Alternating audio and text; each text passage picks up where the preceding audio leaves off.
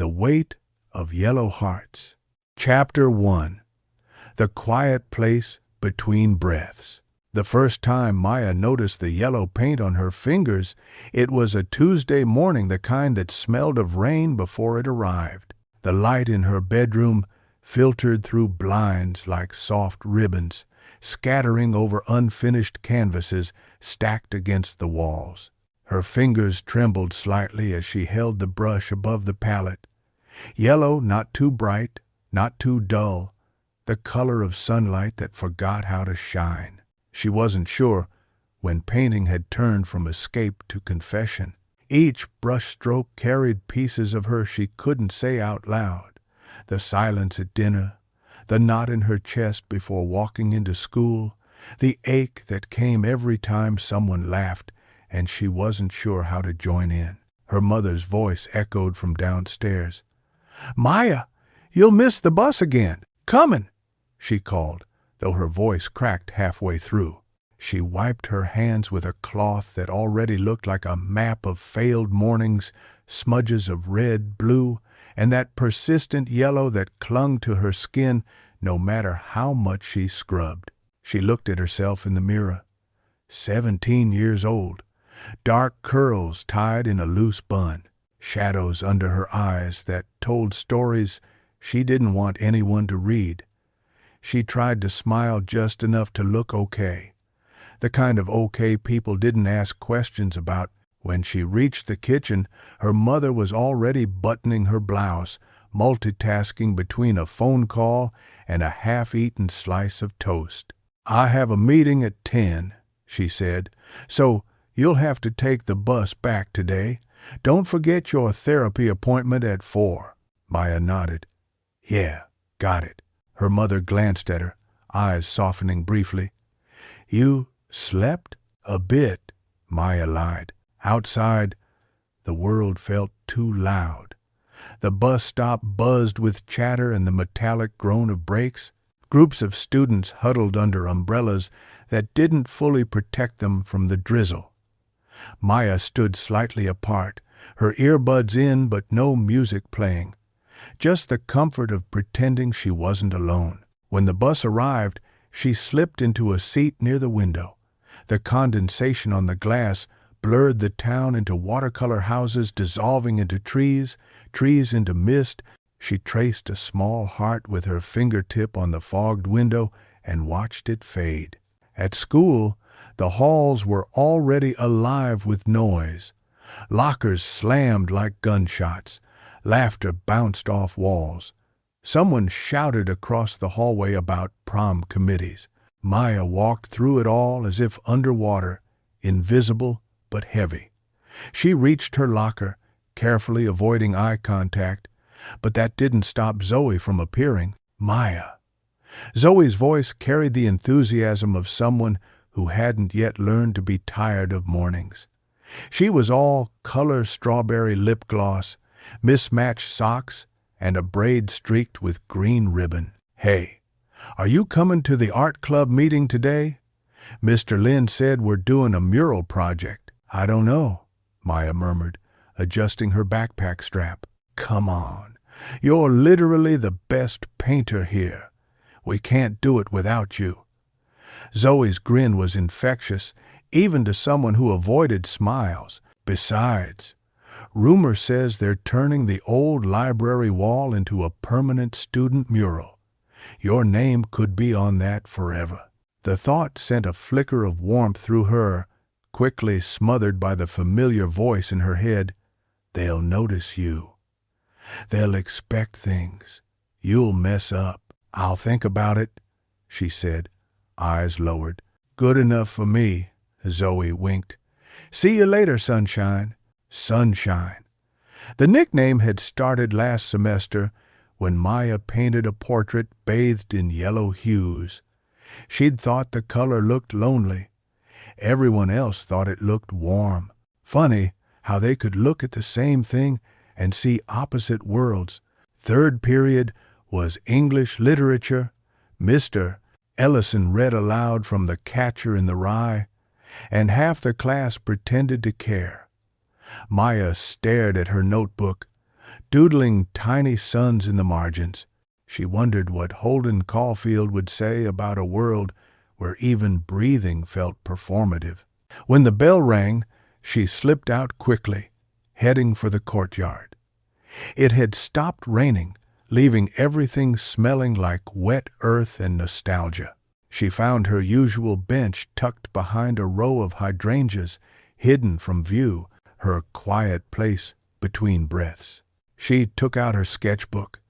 The first page was filled with half-drawn faces, eyes, lips, expressions suspended in uncertainty. On the second page, she began a new sketch. 4 hearts, each a different shade of yellow. Pale lemon, golden honey, mustard, amber.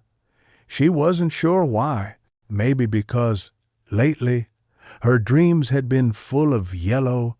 Maybe because it was the only color that felt alive. She didn't hear him approach at first. "That one looks sad," a voice said, close enough to startle her. Maya glanced up. It was Eli Turner, the boy who sat 2 rows behind her in English messy hair, hands perpetually ink-stained, always tapping his pen like his thoughts ran too fast to catch. "Sorry," he said, raising his hands. "Didn't mean to sneak up on you. I walk here sometimes." "It's fine," she said softly. He nodded at her sketchbook. "You're really good. It's nothing." "It's something." He smiled, not the confident kind, but the quiet sort that made her chest feel lighter for reasons she couldn't name. "I draw too. Mostly comics. You know, tragic superheroes and existential squirrels." That made her laugh, unexpectedly. "Existential squirrels?" "Yeah. They hoard acorns, but question the meaning of winter. It's deep." Maya smiled despite herself. "Sounds profound." He grinned. "Exactly." They talked for a while about art, music, the absurdity of school dress codes. With Eli, conversation didn't feel like a performance. He didn't fill silences with noise. Sometimes he just looked at the sky mid-sentence as if it might answer for him. When the bell rang again, he said, "You should come to art club. I'm going too." She hesitated. "You're in art club?" "Trying to be. My friend Jonah keeps dragging me there. He says I need to expand my emotional palette, whatever that means." Maya smiled faintly. "Maybe I'll see you there." "I'll hold you to that," Eli said, walking backward with a playful salute before disappearing into the hallway. That afternoon, Maya sat across from Dr. Patel in the softly lit therapy room. The walls were painted in neutral tones. The window framed a tree that had long since shed its leaves. The clock ticked gently, steady as a heartbeat. "How was school today?" Dr. Patel asked, notebook in hand. "Fine." "Fine," she repeated, the way therapists do when they know fine means something else. Any moments that didn't feel fine, Maya thought of the bus, of Zoe's grin, of Eli's strange, comforting presence. "I guess it was quieter than usual." "Quieter is good?" She nodded. "I didn't feel like hiding as much." "That's progress," Dr. Patel said. "What helped?" "I don't know. Maybe someone just saw me. Not like a project. Just me." The therapist smiled gently. "Being seen can be healing." Maya looked down at her hands. There was still yellow paint under her fingernails. "It's scary, though. What if they see too much?" "Then maybe they'll understand more," Dr. Patel said. "Sometimes that's how connection begins." The art club meeting was in room 214, an old science lab that smelled faintly of turpentine and pencil shavings. When Maya stepped inside, the room buzzed with chatter. Mr. Lin, their teacher, was adjusting a projector while students clustered around tables covered in sketch pads. Zoe waved her over. "You came." "I guess I did." "See?" The universe approves, Zoe said dramatically, earning a laugh from Eli, who was sketching something near the back. Mr. Lin clapped his hands. All right, everyone, we've got a big project ahead. The school board approved our mural proposal. Theme, the heart of youth. Think bold, think honest, no cliches. A murmur rippled through the group. Mr. Lin continued, we'll split into small teams. You'll each submit concepts next week, and we'll combine them into one final piece. Zoe whispered, this is so exciting. Imagine your art on the wall forever, forever. The word echoed in Maya's chest like both a promise and a warning. As they gathered supplies, Eli wandered over. So, Miss Reluctant Artist, any ideas? Not yet. He leaned against the table. I was thinking something with color gradients, like emotions as shades. That's beautiful, she said. Or pretentious, he laughed. Depends on execution. Maybe both. He tilted his head, studying her. You think in colors, don't you? She blinked. What? Some people think in words. I think you feel things as colors. Maya hesitated, then nodded. Yellow, she said quietly. I always come back to yellow. Why yellow? She looked at her palms, faintly stained. Because it's the only color that refuses to disappear. By the end of the meeting, Mr. Lin announced they'd meet twice a week. Zoe chattered about design ideas. Eli and Jonah debated whether a heart should be literal or abstract. Maya listened, letting their voices fill the spaces where her thoughts used to echo. When she left the building, twilight was spreading over the campus. The streetlights flickered awake, halos of soft gold in the gathering dusk. She walked slowly, her breath visible in the cool air. Somewhere between the art room and home, she realized something had shifted, small but undeniable, a weight she hadn't noticed lifting. At home, her mother was still working in the kitchen, typing between bites of cold pasta. Therapy go okay? She asked. Yeah. Her mother smiled distractedly. Good. I'm proud of you, honey. Maya paused at the doorway. Mom? Do you think people can change? Her mother looked up, tired eyes softening. I think we're all changing all the time. Why? No reason, Maya said, though the question lingered. That night, Maya sat by her window, painting again. The canvas showed 4 hearts, like the ones in her sketchbook, but now they seemed to glow against the dark.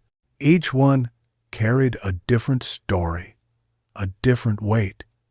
She named them quietly to herself. The first heart, hope, fragile as morning light. The second, fear, pale and uncertain. The third, courage, burning beneath hesitation. The fourth, love, the kind that begins when someone finally sees you. She dipped her brush in yellow, letting it bleed into white. Her heartbeat matched the rhythm of the rain returning outside. Tomorrow, she would go back to the art room. Maybe sit next to Eli again. Maybe not hide so much. The thought scared her, but it also made her feel alive. She signed her initials in the corner of the painting. For once, she didn't mind being visible. Chapter 2. The sound of unsaid things. The next morning began with sunlight pretending to be kind. It spilled across Maya's bed in long golden strokes, like a painter's apology for the night. Her alarm buzzed at 7:30, but she was already awake, staring at the ceiling, replaying yesterday in fragments the mural announcement, Eli's quiet grin, Zoe's relentless optimism. Something inside her felt lighter, though she couldn't name it. Like she had been carrying a glass heart and, for once, it didn't seem so fragile. She dressed in a gray hoodie and denim jacket, her usual armor, then hesitated before slipping the yellow scarf around her neck. It wasn't bright, more like faded sunlight, but it made her reflection look almost brave. Downstairs, her mother was pouring coffee, phone wedged between shoulder and ear. "Yes, I'll send the report by noon, just." She looked up. "Oh, morning, sweetie." "Morning." Her mother smiled distractedly. "Breakfast on the counter. Toast and eggs. You've got paint on your hands again." Maya looked down. A smudge of yellow near her wrist. She rubbed it with her thumb, but it only spread. "Yeah, sorry." "Don't apologize for Art," her mother said automatically, then turned back to her call. Maya grabbed her toast and slipped out the door, the chill air biting gently at her face. At school, the courtyard was buzzing with life again. Seniors comparing college brochures, freshmen rushing with oversized backpacks, laughter bouncing like loose marbles. Maya spotted Zoe near the art room, waving 2 cups of iced coffee like victory flags. "Look who decided to show up early for once." "Early is relative," Maya said, taking 1 cup gratefully. "Still counts. You're evolving.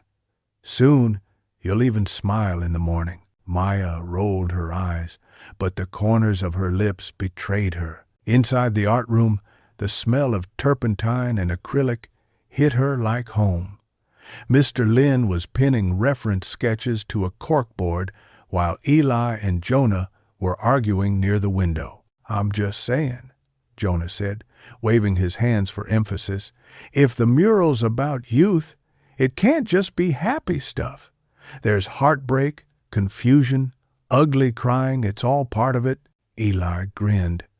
"You want to paint ugly crying on a school wall? I'm saying emotion, man. Raw truth." Maya smiled faintly as she joined them. "Maybe there's a way to show both," she offered. "Not just happiness or sadness, something in between." "Like the sound between breaths," Eli said quietly. Their eyes met, and she felt something shift, the way light changes just before rain. Zoe clapped her hands. "All right, Team Feelings, let's brainstorm before Mr. Lin gives us homework." For the next hour, they sketched ideas on butcher paper hearts made of shattered glass, silhouettes filled with color, a skyline turning from dusk to dawn. Mr. Lin wandered by occasionally, nodding with the pleased patience of someone watching seedlings grow. When Maya drew 4 hearts each in a different yellow tone, Eli leaned closer. "That again," he said softly. She nodded. "I don't know why I keep drawing them. Maybe they mean something you haven't said yet." She hesitated, then smiled. "You sound like my therapist." He laughed. "She sounds smart." Their eyes lingered a moment longer than necessary, long enough for Zoe to cough theatrically. "Ahem. Art chemistry alert." "Shut up," Maya said, flushing. Zoe grinned. "I ship it." Mr. Lin cleared his throat at that moment, mercifully redirecting attention. "Remember," he said, "art isn't just expression, it's translation. You're giving shape to something invisible. Make it honest." Maya looked at her sketch again. Maybe that was what she'd been trying to do all along, translate the silence into something that could speak. During lunch, the group sat under the old oak tree behind the gym. Jonah was telling a story about how he accidentally set his microwave on fire while trying to make mug brownies. Zoe laughed so hard she nearly choked on her chips. "Only you could weaponize dessert," she said between giggles. Eli was sketching on a napkin, his brow furrowed. Maya watched the lines form, 2 figures holding something glowing between them. "What's that?" she asked. He turned the napkin toward her. "A heart," he said, "but not like a romantic one, more like the thing that keeps us going." "It's beautiful," she said. "It's messy," he corrected. "Like life." Zoe leaned in. "You two should definitely collaborate on the mural." Maya hesitated. I'm not sure, mister. Lynn would... Mr. Lynn literally said teamwork, Jonah interrupted. And you guys clearly vibe. I mean, look at that napkin. It's screaming destiny. Eli chuckled. Destiny's got crumbs on it. Maya smiled.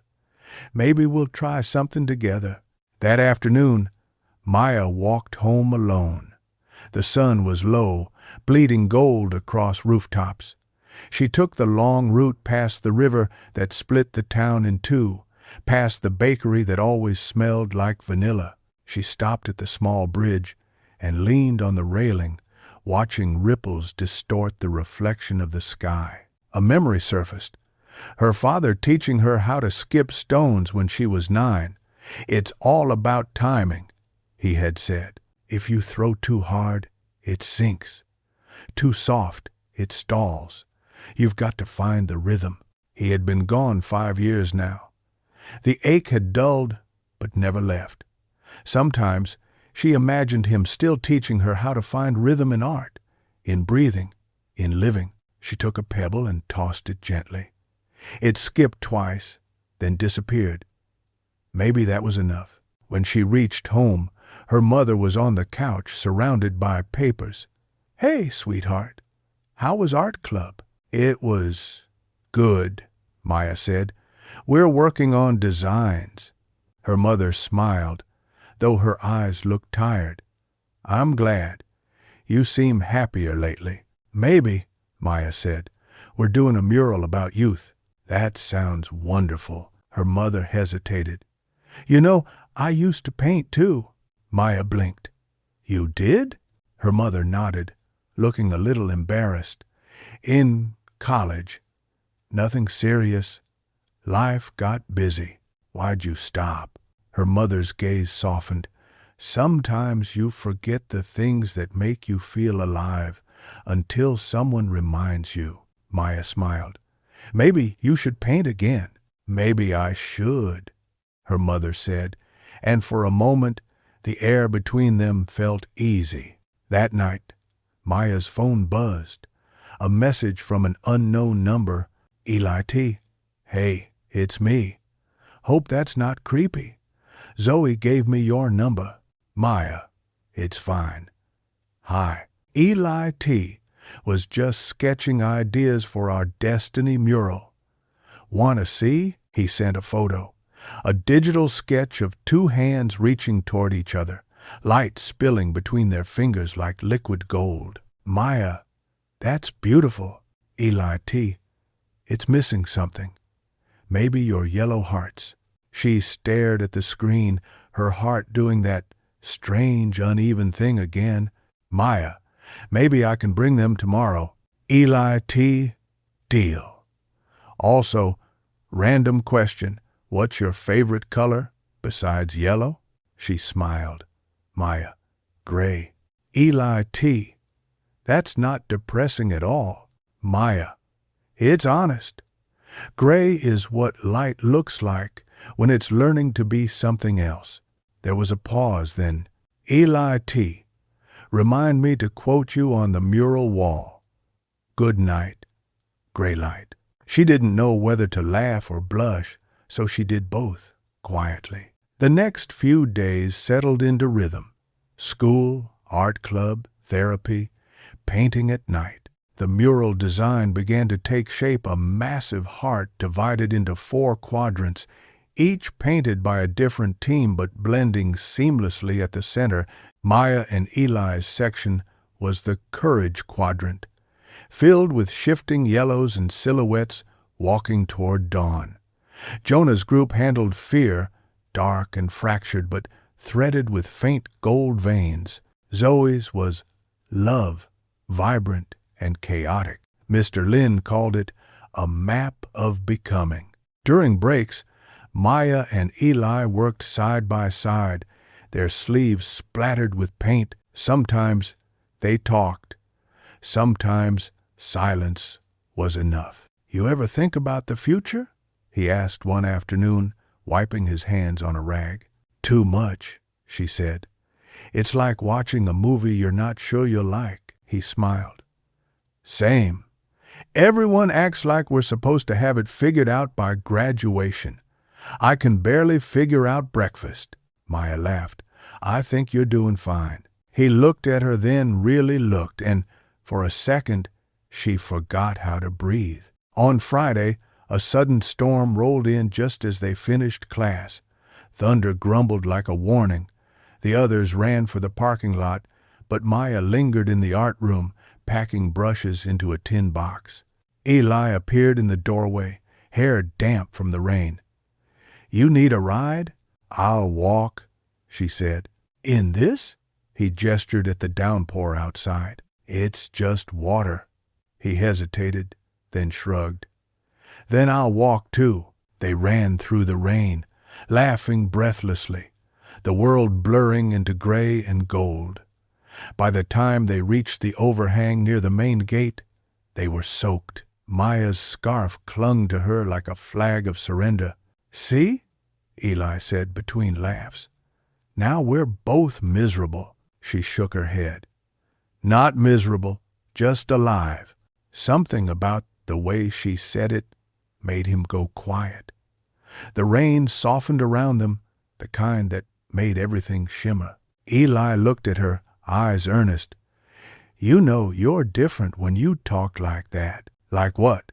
"Like you forgot to be afraid." Maya's pulse stuttered. "Maybe I'm tired of being afraid." He nodded, water dripping from his hair. "Then don't be." And for one suspended heartbeat, the world seemed to hold its breath. That night, she painted until the small hours. The canvas showed two figures standing in rain, light radiating from their joined hands. Around them, she painted hearts, not perfect shapes, but uneven, glowing from within. She titled it, "Courage in the Storm." Before bed, she texted Eli a photo. "Maya, for our mural. What do you think?" He replied almost instantly, "Eli T., I think it's perfect. Like you took something I felt and made it visible." She stared at his message for a long time, her chest a strange mix of ache and warmth. Maybe this was what it meant to grow up, not escaping the storm, but learning to paint in it. Chapter 3. The Weight We Carry. On Saturday morning, the sky woke up gray and hopeful, the kind of gray that hints at light behind it if you wait long enough. Maya stood at her window, watching the neighborhood stretch into motion, sprinklers ticking, someone's dog trotting proudly with a neon ball, a jogger in a fluorescent jacket that looked like a highlighter escaped from a pencil case. She sipped a mug of tea and tried to name the shape of the feeling in her chest. It wasn't dread, not exactly. It wasn't happiness either. It was somewhere in between, a soft ache that felt suspiciously like expectation. She had promised Zoe she'd stop by the craft store to price sealant for the mural and maybe look at a portable projector. She had promised her mother she'd clean out the junk drawer that had evolved into a time capsule of rubber bands, expired coupons, and keys to no doors they owned. She had promised herself she'd take a walk by the river and breathe. Instead, she texted Eli, "Maya, the craft store opens at 10. You coming?" 3 dots appeared, vanished, appeared again. "Eli T., yeah. Picking up my bike from the shop, meet you out front at 10:15? Maya, deal." She set the mug down, rifled through her closet, and found the denim jacket. She pulled the yellow scarf free from the back of a chair and wound it loosely around her neck. It felt like a small vow. "I will try." Her mother was in the kitchen, marking up a document with a neon pen. "Morning," she said, though it looked like she hadn't slept much. "Morning," Maya replied, opening the fridge to hunt for yogurt. "I'm going to the craft store. We need sealant for the mural." "Do you have money?" her mother asked, already reaching for her purse. "I can use my savings," Maya said. Her mother shook her head, handing her a card. "Use this. Art is a household expense in this house." Maya smiled despite herself. Thanks. Her mother hesitated. How are you feeling about everything? Everything? Maya echoed. You know? Her mother gestured vaguely, the kind of gesture adults use when they're afraid of the shape of the question. The mural. School. The social part of it. Maya looked at the streak of yellow still lingering at the base of her thumbnail. It's a lot, she said. But a good lot. Her mother softened. I'm glad. Text me when you're done. I will. As Maya reached the doorway, her mother said, You remember your dad's watch? I found it last night in the toolbox. Thought you might want it. Maya paused. The silver one, her mother nodded. The band's too big, but we can take it to the jeweler. Maya took the watch. It was heavier than she remembered, cool against her palm. She thumbed the crown until the second hand ticked back to life, a tiny heartbeat starting up again. I'll wear it, she said, and slipped it into her pocket. The craft store smelled like wood, dust, and glitter, two scents that shouldn't be compatible and yet were inseparable here. Bright aisles of promise stretched in every direction. Maya paused near the entrance, momentarily overwhelmed by the abundance of choices, canvas sizes arrayed like windows into futures she hadn't chosen, paintbrushes lined like soldiers, a wall of paint tubes arranged in a gradient that felt like a hymn. Eli arrived with damp hair and a scuffed backpack. You beat me, he said, breathless. My bike chain staged a protest. Workers of the wheel, unite, Maya said. He grinned. Exactly. They wandered the aisles like tourists in a country that spoke their language. They weighed brands of varnish, argued the merits of matte versus satin, compared prices with the seriousness of surgeons. When they reached the wall of paint, Eli stopped and turned to her. Okay, confession, he said. I thought I understood yellow, but you've ruined me. I counted like 11 yellows on the shelf, and now I'm sure there are 100 I can't see. Maya scanned the labels. Hansa, Naples, Indian, cadmium hue, bismuth, diarylide, Nicolazzo. She reached for one. This one. It's the color of a question you're almost brave enough to ask. Eli's voice softened. What's the question? She met his eyes and immediately looked away. Let's get 2 tubes, she said. We'll mix them? He's a. They picked up a cheap projector, not great but good enough for tracing outlines. Eli justified, a pack of chalk for sketching on the wall, and a dozen cheap foam brushes for sealant. At the register, the clerk asked if they wanted to donate $1 to the Arts Education Fund. Obviously, Eli said. Maya nodded, and the clerk smiled like they had passed a test. Outside, clouds were lifting in thin bites, light chewing through the gray. They settled on the curb with smoothies from the cafe next door. A bus wheezed by, leaving behind a burst of warm exhaust. A couple argued quietly at a table. A kid tried to carry a stack of sketch pads larger than his torso and almost toppled. Tell me something true, Eli said suddenly, a straw balanced between his fingers. Maya startled. Why? Practice, he said. For the mural, if it's supposed to be honest. She toyed with her watch, feeling the steady tick. Okay.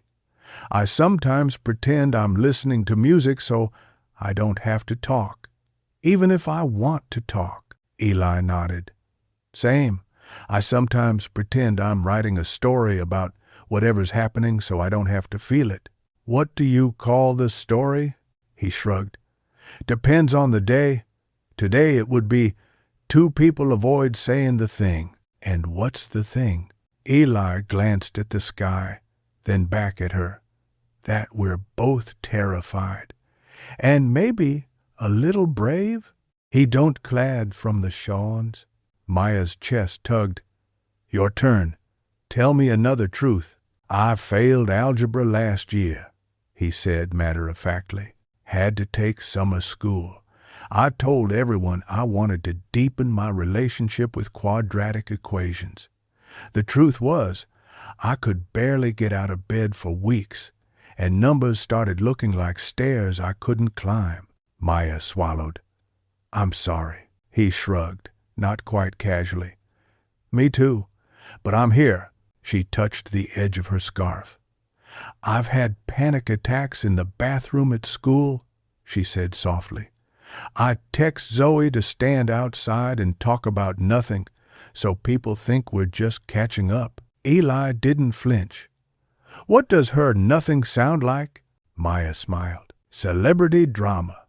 Which teacher has the best shoes, whether cats are secretly planning a revolution? They are, he said. It will be velvet silent and devastating. She laughed, and the laugh surprised her with how unguarded it sounded. Okay, another truth, she said, feeling suddenly reckless. I like the way your mind makes shapes around things. Eli blinked. Is that a compliment? Yes, she said, cheeks warming. Then I like the way you make my shapes visible. They stood, almost in sync, and walked back toward the bikes. There was a moment when both of them reached for the bag of supplies, hands brushing. The contact was small and electric, and they both stepped back almost at once, as if they'd encountered an invisible fence neither of them had decided to cross. See you at the wall tomorrow? Eli asked. Tomorrow, Maya said. The school had approved Sunday painting so long as Mr. Lin supervised and kept the cleanup strict. When Maya arrived at the old library wall the next morning, a chill wind carried the smell of damp brick and something faintly metallic. The wall sprawled across the courtyard like a sleeping animal waiting to be woken into color. Mr. Lin was already setting up drop cloths, his hair flattened oddly by a beanie. Good morning, crew, he called as students trickled in. Today we finalize the scaling and commit the first coat. There is no room for perfectionism, only progress. Also, no eating paint, Jonah. I make one pigment smoothie joke and I'm branded for life, Jonah complained, lugging a crate of rollers. Zoe arrived waving pastries like flags of surrender. I brought fuel and wipes and emergency glitter in case morale plummets. Put the glitter down, Mr. Lin said without looking. No, they divided into quadrants and chalked outlines, laughter echoing in the cold. Maya and Eli projected their composite sketch, tracing silhouettes that overlapped with Jonah's fractured lines and Zoe's swirling arcs. It felt like writing music with strangers who, somehow, knew your melody. Halfway through the morning, a man in a maroon tie and tight smile approached, flanked by another adult with a clipboard. Good morning, he said, as if trying on the phrase. I'm Mr. Greer, assistant principal. This is Miss Alvarez, district arts liaison. We're here to check on progress. Mr. Lin wiped his hands.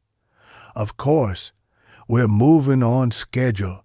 The students have integrated their concepts beautifully. Miss Alvarez took photos, nodding. Lovely. I like the collaborative structure.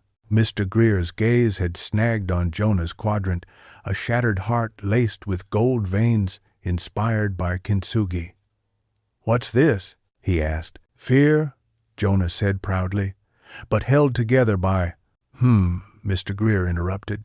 We want to avoid messaging that could be interpreted as emotional instability. Jonah blinked. It's a mural about youth. Exactly, Mr. Greer said. We want it uplifting. It is, Zoe said, stepping in. The cracks are part of the beauty. It's the whole point. Mr. Greer looked unconvinced. And this section? He pointed at Maya and Eli's quadrant, two figures reaching toward a bloom of light, their hands almost touching. "Is this religious?" "No," Eli said gently. "It's connection." "Ah," Mr. Greer said, as if connection were a suspect word. Maya felt her throat tighten. She could feel eyes watching, measuring. She glanced at Eli. His jaw had set in that quiet way it did when he was trying not to combust. Mr. Lynn stepped between hope and bureaucracy. The board approved the theme and concept.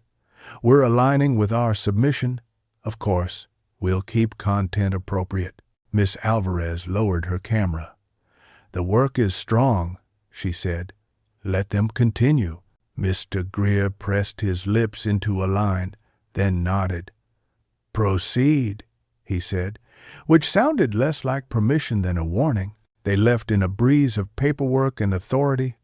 Jonah exhaled.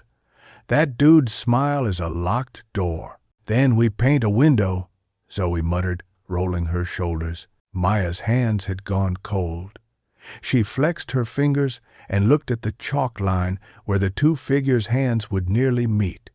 A thought landed like a small stone. What if the hands didn't meet? What if the gap was the truth? The unsaid space that stretched between fear and courage. She chalked a thinner line where the light spilled between them, widening it a fraction. Eli watched, then nodded. "More honest," he said softly. They painted for hours, their bodies falling into a rhythm of filling, blending, stepping back. Music played from someone's speaker, old soul songs, then indie tracks with lyrics about beginnings. At one point, Jonah began to sing loudly and badly on purpose, and even Mr. Lynn laughed. By afternoon, the wall had transformed from blank promise to nearly coherent dream.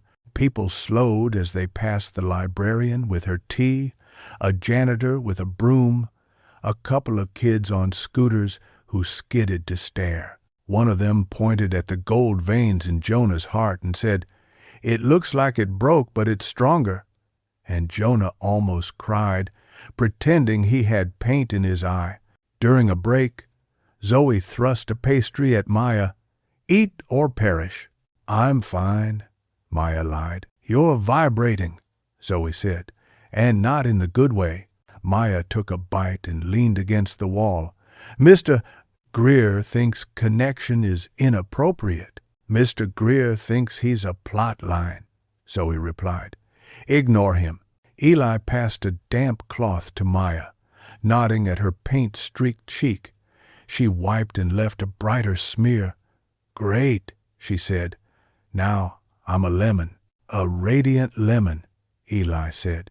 "Sexy citrus," Jonah added, and Zoe shoved him lightly. They went back to work. The sun slid along the brick, making the fresh paint glow.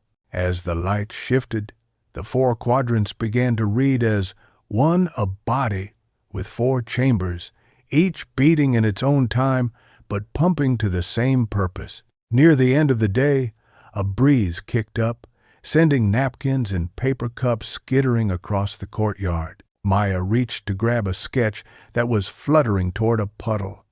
When she straightened, she saw a girl standing near the edge of the drop cloth, short bangs, oversized sweater, eyes like bruised violets. She looked about their age, but unfamiliar, the way a new song can sound like something you've always known. "Hi," the girl said softly.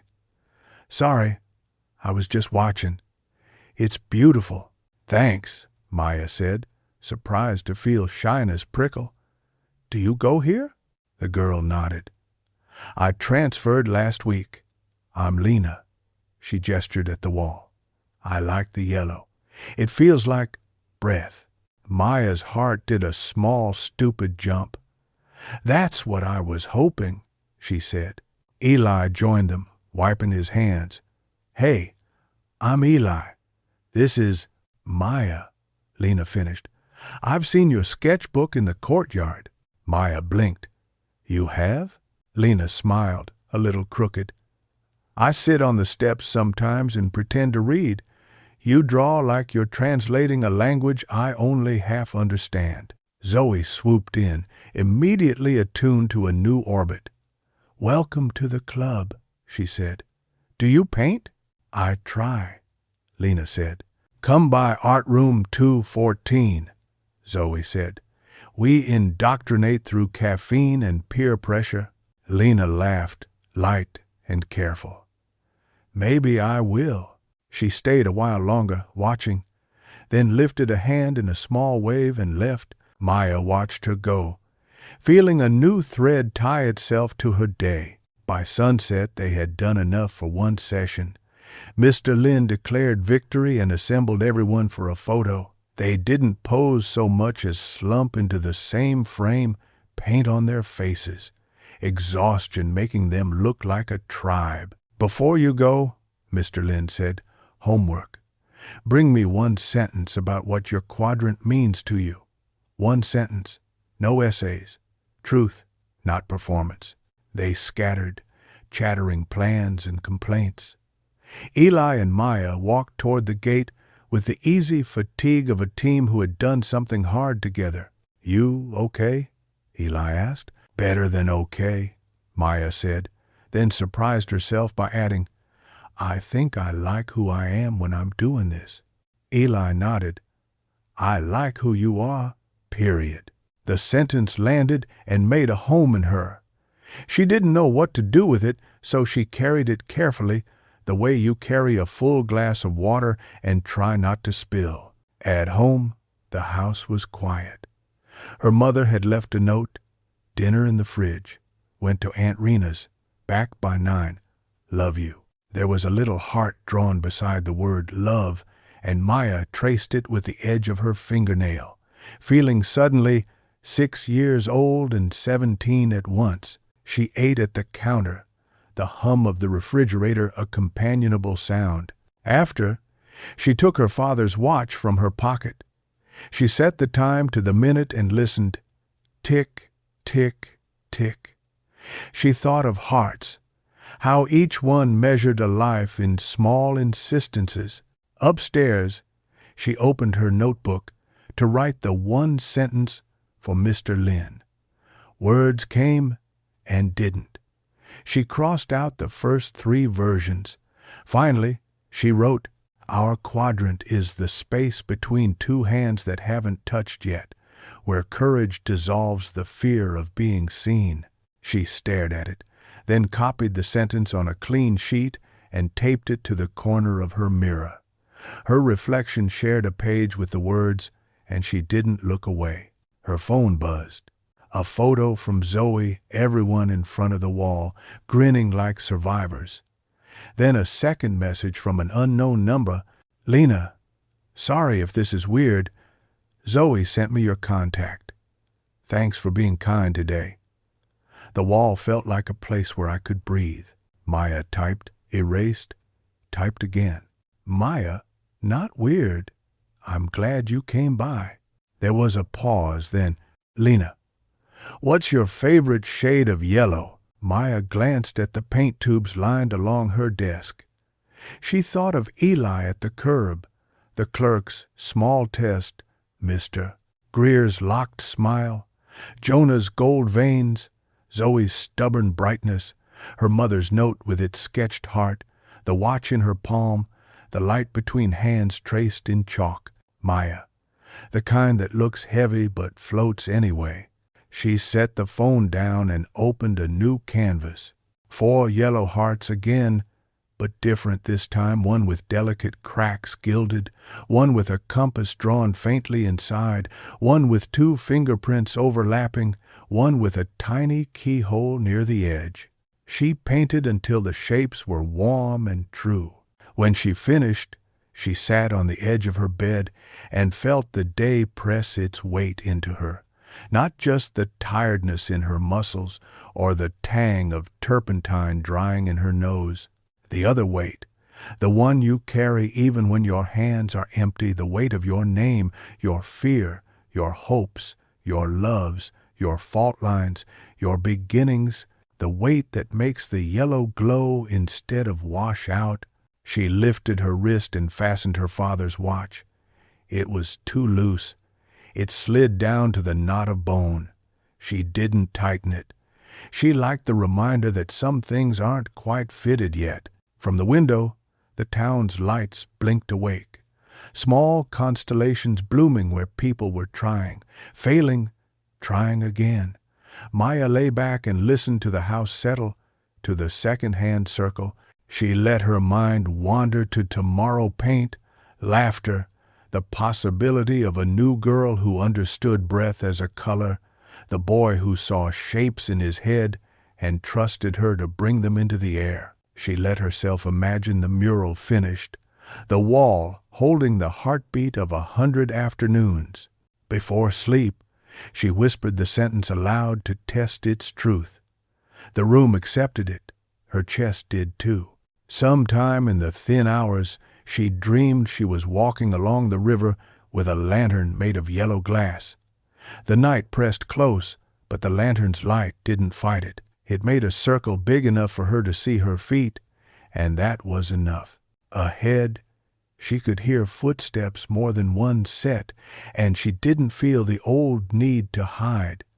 She turned, and there were silhouettes joining her, each with their own small light. Some flickered, some burned steady.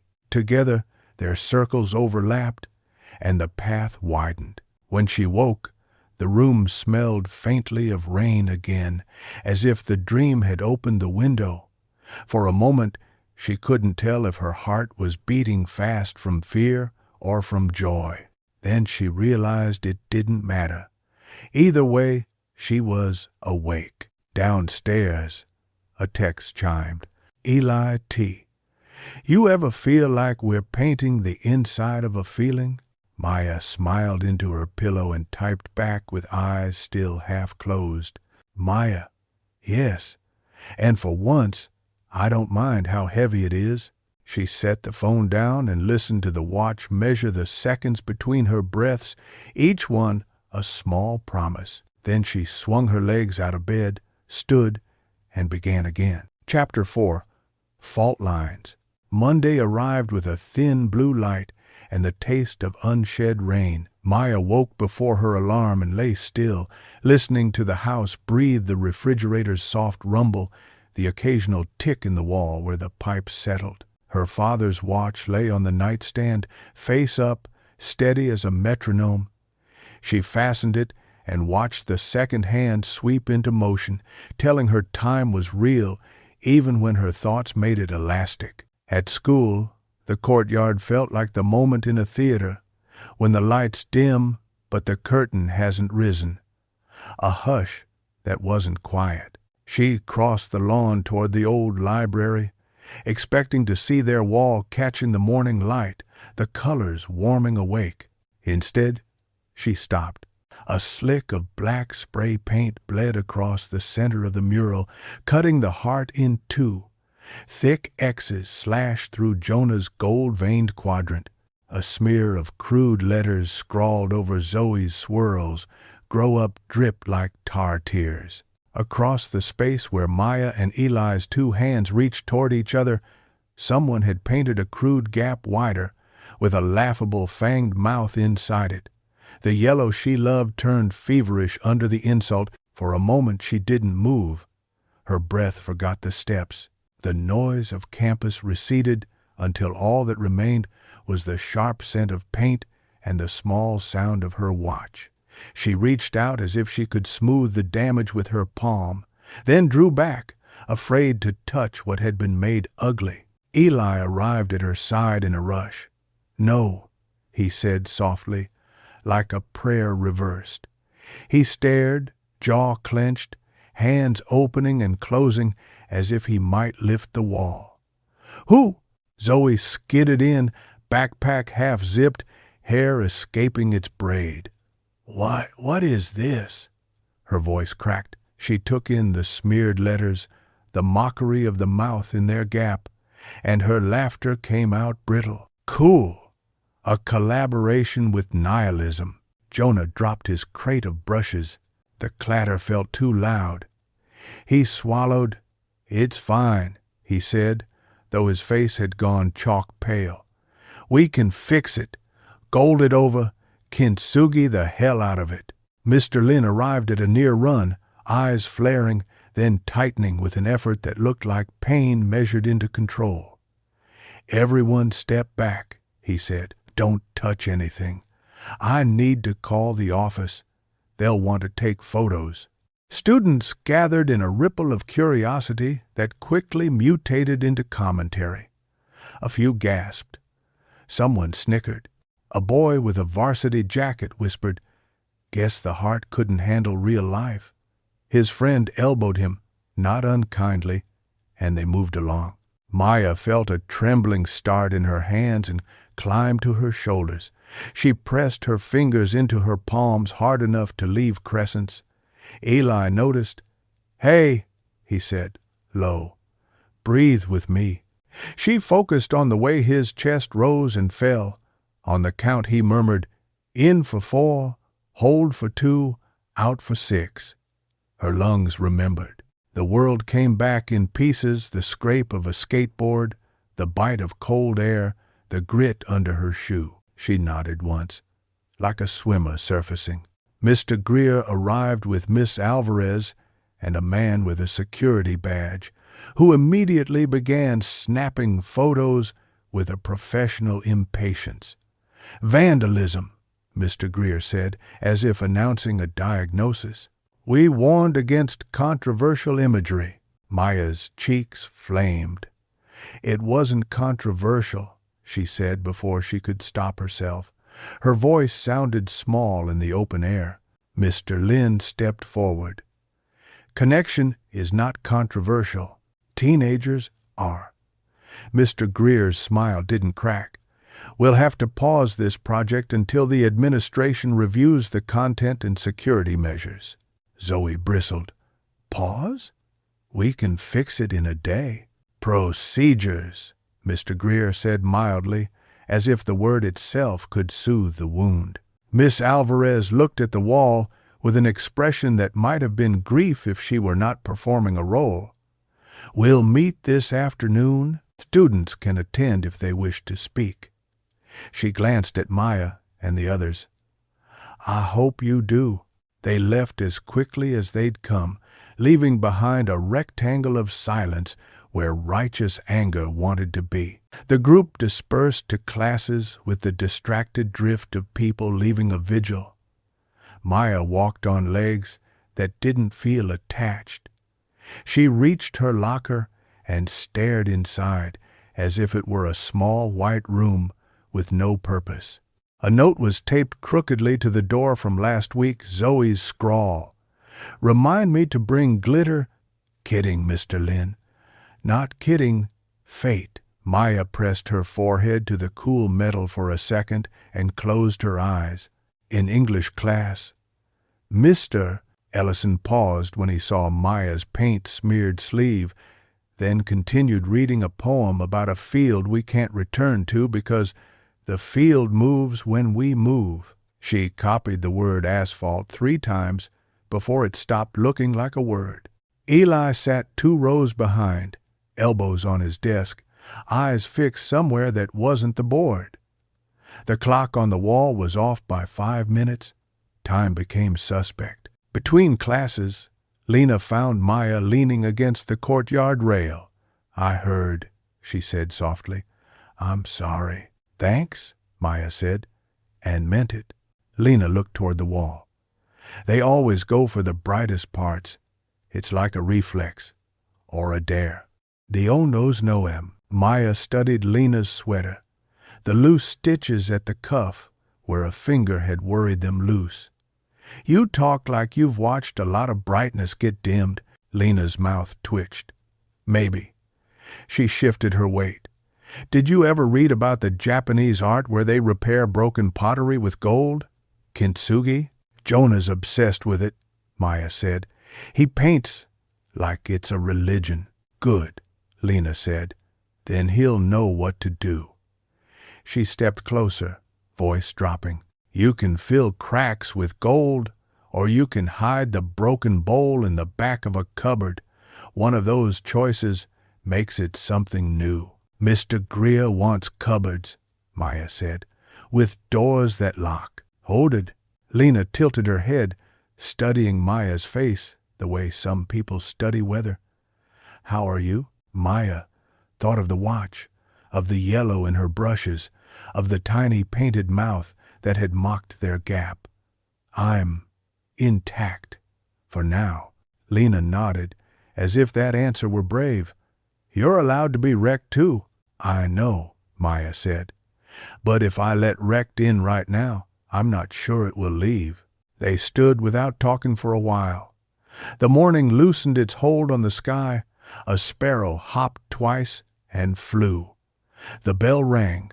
Lena squeezed Maya's elbow, light as punctuation, and left. At lunch, the art room felt like a bunker. The tables were islands of familiar mess. The group gathered with trays and opinions. Jonah slapped a poster board on the table.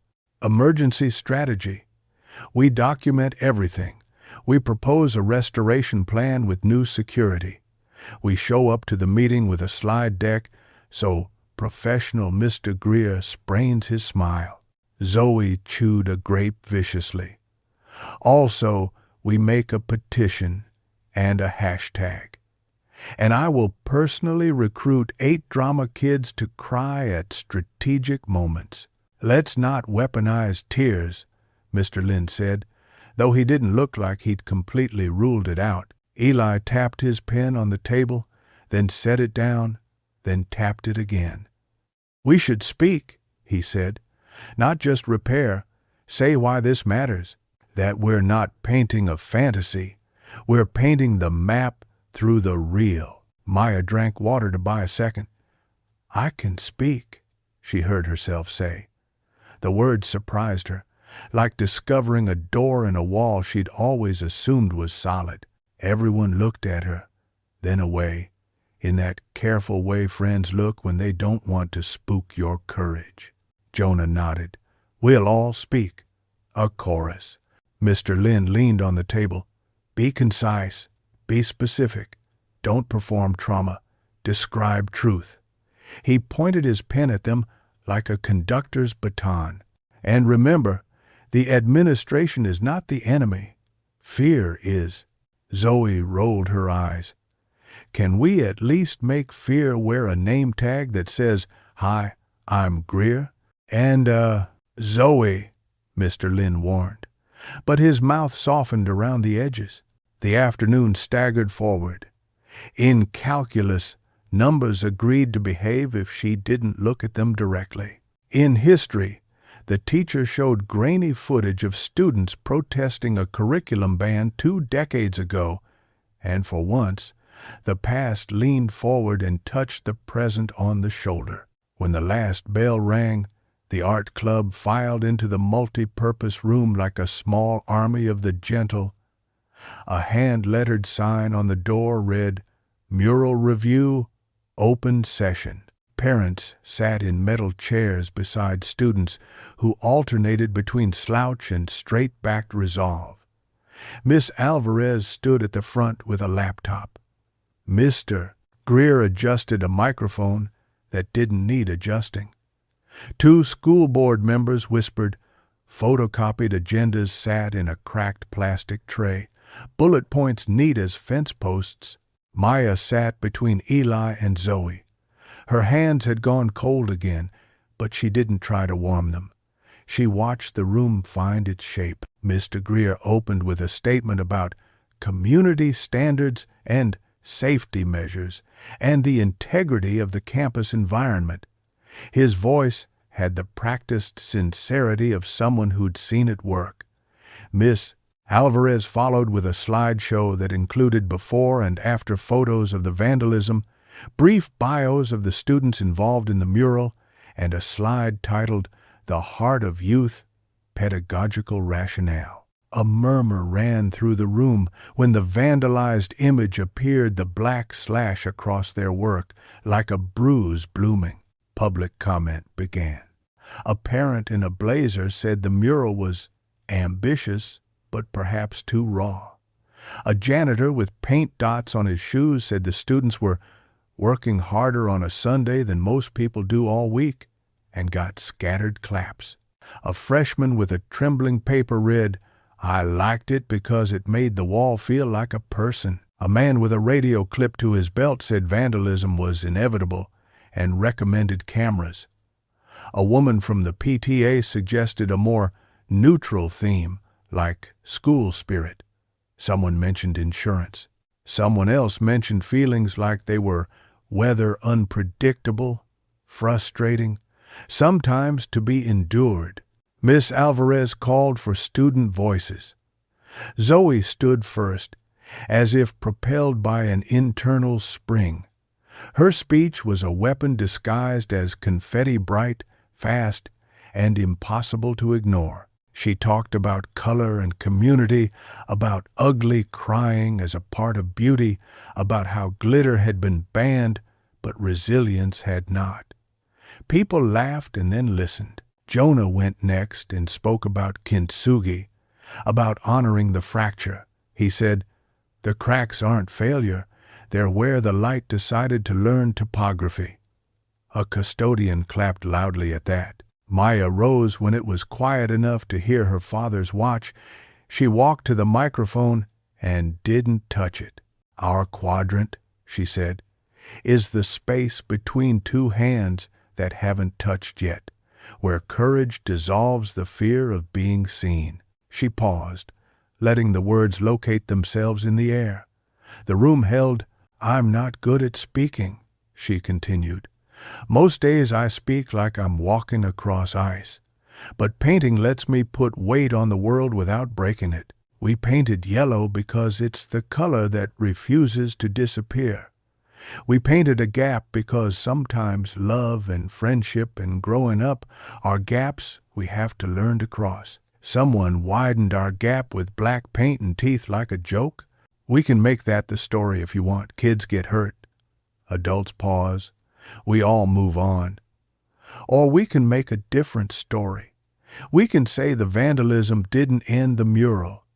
It invited us to tell the truth louder." She found Eli in the crowd without trying. He wasn't smiling. He looked like someone who had just remembered the name of the street he needs.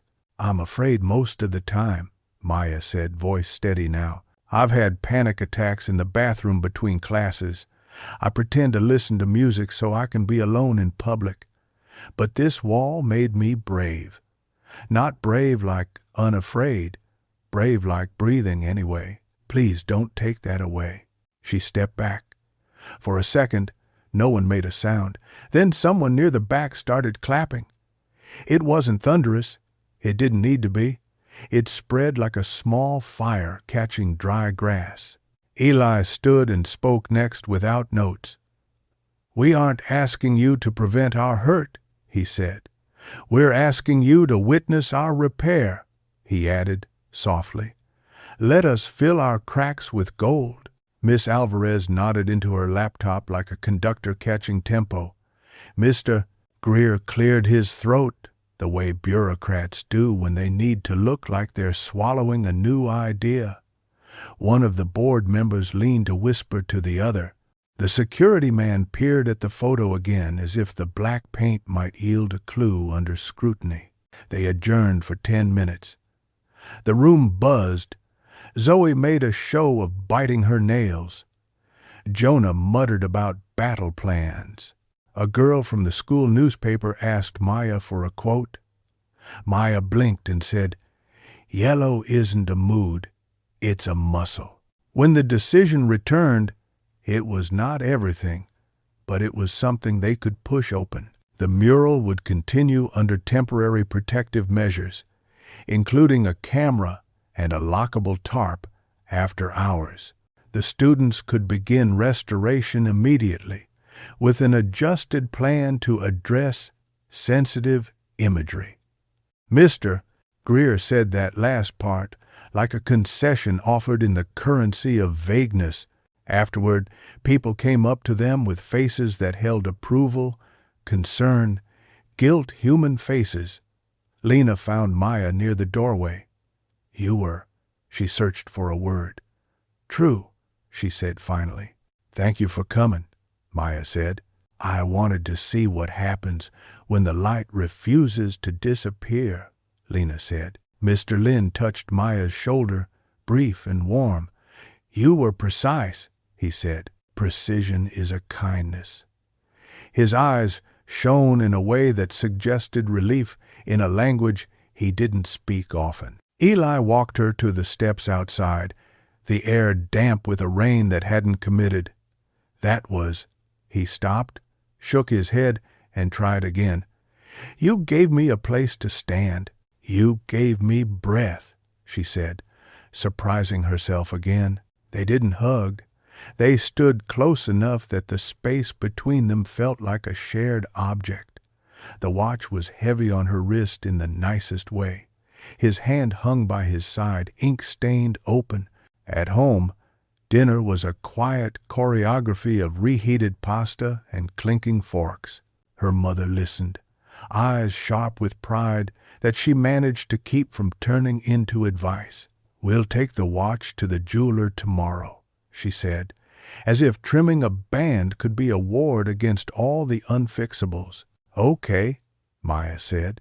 Later, in her room, she set up a canvas and opened the yellow that had become a kind of prayer. She began to paint over the black she'd seen that morning, not to erase it, but to teach it a different shape. She painted the widened gap, and inside it she painted not a mouth, but a lantern, a soft oval where light pooled without needing to shout.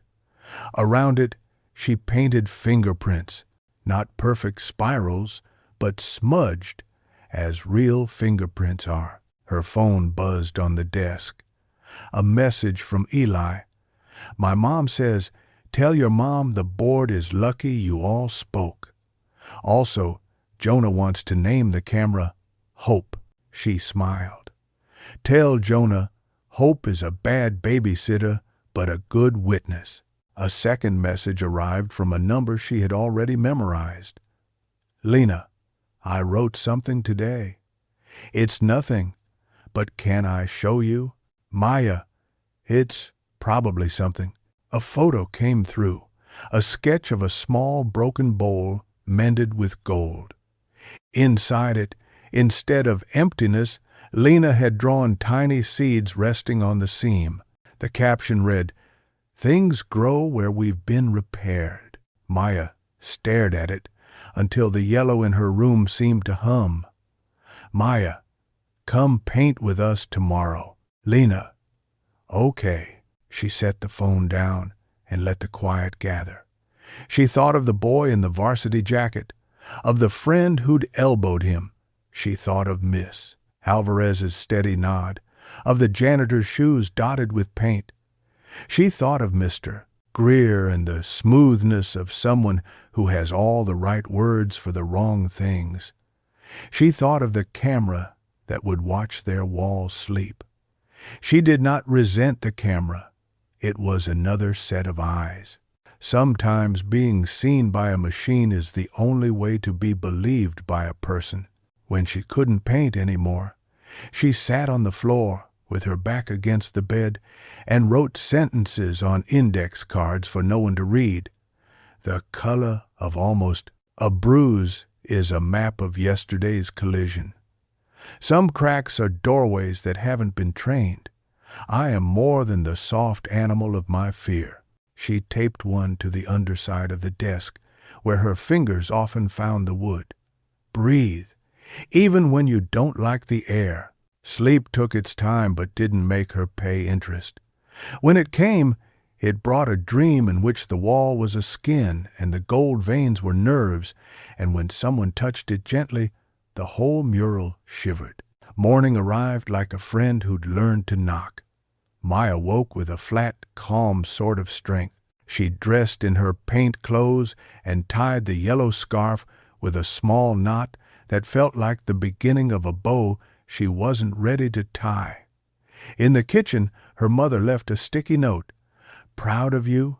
Also, buy milk." A heart, again, drawn badly.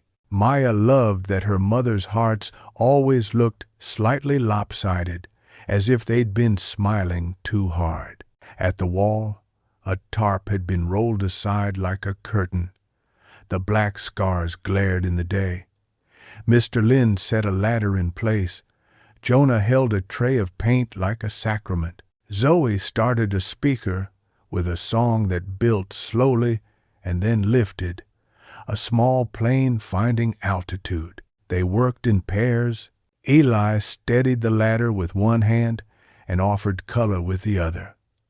Lena arrived with sleeves already rolled. Breathless as if she'd run, she stood a few feet back at first, as if asking permission without words. Maya handed her a brush, and the permission was granted. They didn't talk much. The sound of bristles on brick became a kind of language. Maya's hand found the rhythm. Yellow laid over black became greenish at first, then warmed, then turned honest. On the widened gap, Maya painted that lantern she'd sketched, the one with light that didn't panic. Eli followed with thin lines like radiating threads. Lena dotted the edge with seed shapes so small they were more suggestion than image. Jonah worked golden veins into the slash until the vandalism looked like a story mid-sentence, not a period. Zoe added one tiny red thread, a joke she insisted was a medical annotation, and everyone groaned and then laughed. Kids on scooters stopped to watch. The janitor swept around them like a guardian. Someone from the office brought a box of donuts and left without expecting thanks. A parent paused with a toddler who clapped at the colors and then tried to put a donut through a crack in the wall like a deposit. Maya stepped back, saw the hole, and felt that click inside again, the one that means a thing has found its shape, not perfect, not clean, alive. Eli brushed a smudge of yellow from her chin with his thumb, then seemed surprised at his own hand and dropped it. She didn't move away. The space between them didn't feel like a dare today. It felt like a bridge under construction, planks set, rope tested, a few boards short of crossing. "Thank you for speaking," he said. "Thank you for staying," she said. He looked like he wanted to say something else. Instead, he looked at the lantern. "You were right," he said. "Light doesn't have to shout." Yes, it just has to keep showing up," she said, and watched the yellow refuse to disappear. Chapter 5. The Distance Between Names. The jeweler's bell tinkled in a way that felt too delicate for the world outside. The shop was thin as a bookmark, shelves of velvet trays tucked like secrets, glass cases filled with rings that sparkled regardless of the lives that would wear them. A cat slept in the display window, one paw twitching as if it were chasing a dream down a sunbeam. "Hi," the jeweler said without looking up, his loupe still wedged in his eye like a tiny monocle. "Be right with you." Maya held her father's watch in both hands. Her mother stood beside her, fingers laced in front of her as if to keep them from fidgeting. The smell of metal and polish made the air taste careful. When the jeweler finally peered up, the loupe left a small circle pressed into his cheek. He smiled. "What can I do for you?" "My daughter needs the band shortened," her mother said. It was her father's. Ah. The jeweler's hand softened around the word, and Maya felt a rush of gratitude for strangers who knew how to touch a sentence gently. He took the watch from her. "Lovely. Good movement. We'll take out a link or two." As he worked, the tiny clicks of his tools sounded like punctuation on air. Maya watched his hands move, precise and unhurried, and thought about the restoration on the wall. How some fixes required force and others required tenderness, and most required both. She wished repair came with a manual. Her mother glanced around the shop. "You know," she said lightly, When your dad and I first got married, we could barely afford the rings. We bought simple bands here." She touched the glass, not the jewelry. "He said if we ever had more money, he'd get me the one with the tiny diamonds like morning frost. But then we wanted a house, and then we wanted time, and then we wanted—" She stopped, catching one of those commas you choke on before it becomes an end. Maya reached for the watch. "This is enough," she said. The jeweler tightened the clasp, then slid the band back into Maya's palm. "Try now." She fastened it. The metal hugged her wrist cleanly, as if the watch had been waiting to fit all along. The second hand ticked soundlessly. She could feel it more than hear it. The jeweler nodded, satisfied. "There," he said. "Not too tight. Things need room to breathe." On the way out, the cat stretched and blinked at her with green eyes that looked like moss. Maya tapped the glass with one knuckle. "Hi," she whispered, as if the animal could keep a secret better than people. Outside, the afternoon was a pale gold that felt like a promise being drafted. They walked in step for a few blocks, her mother's coat collar turned up against a tender wind.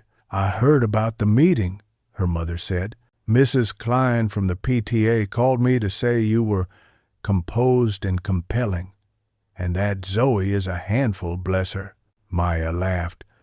"Those both sound true."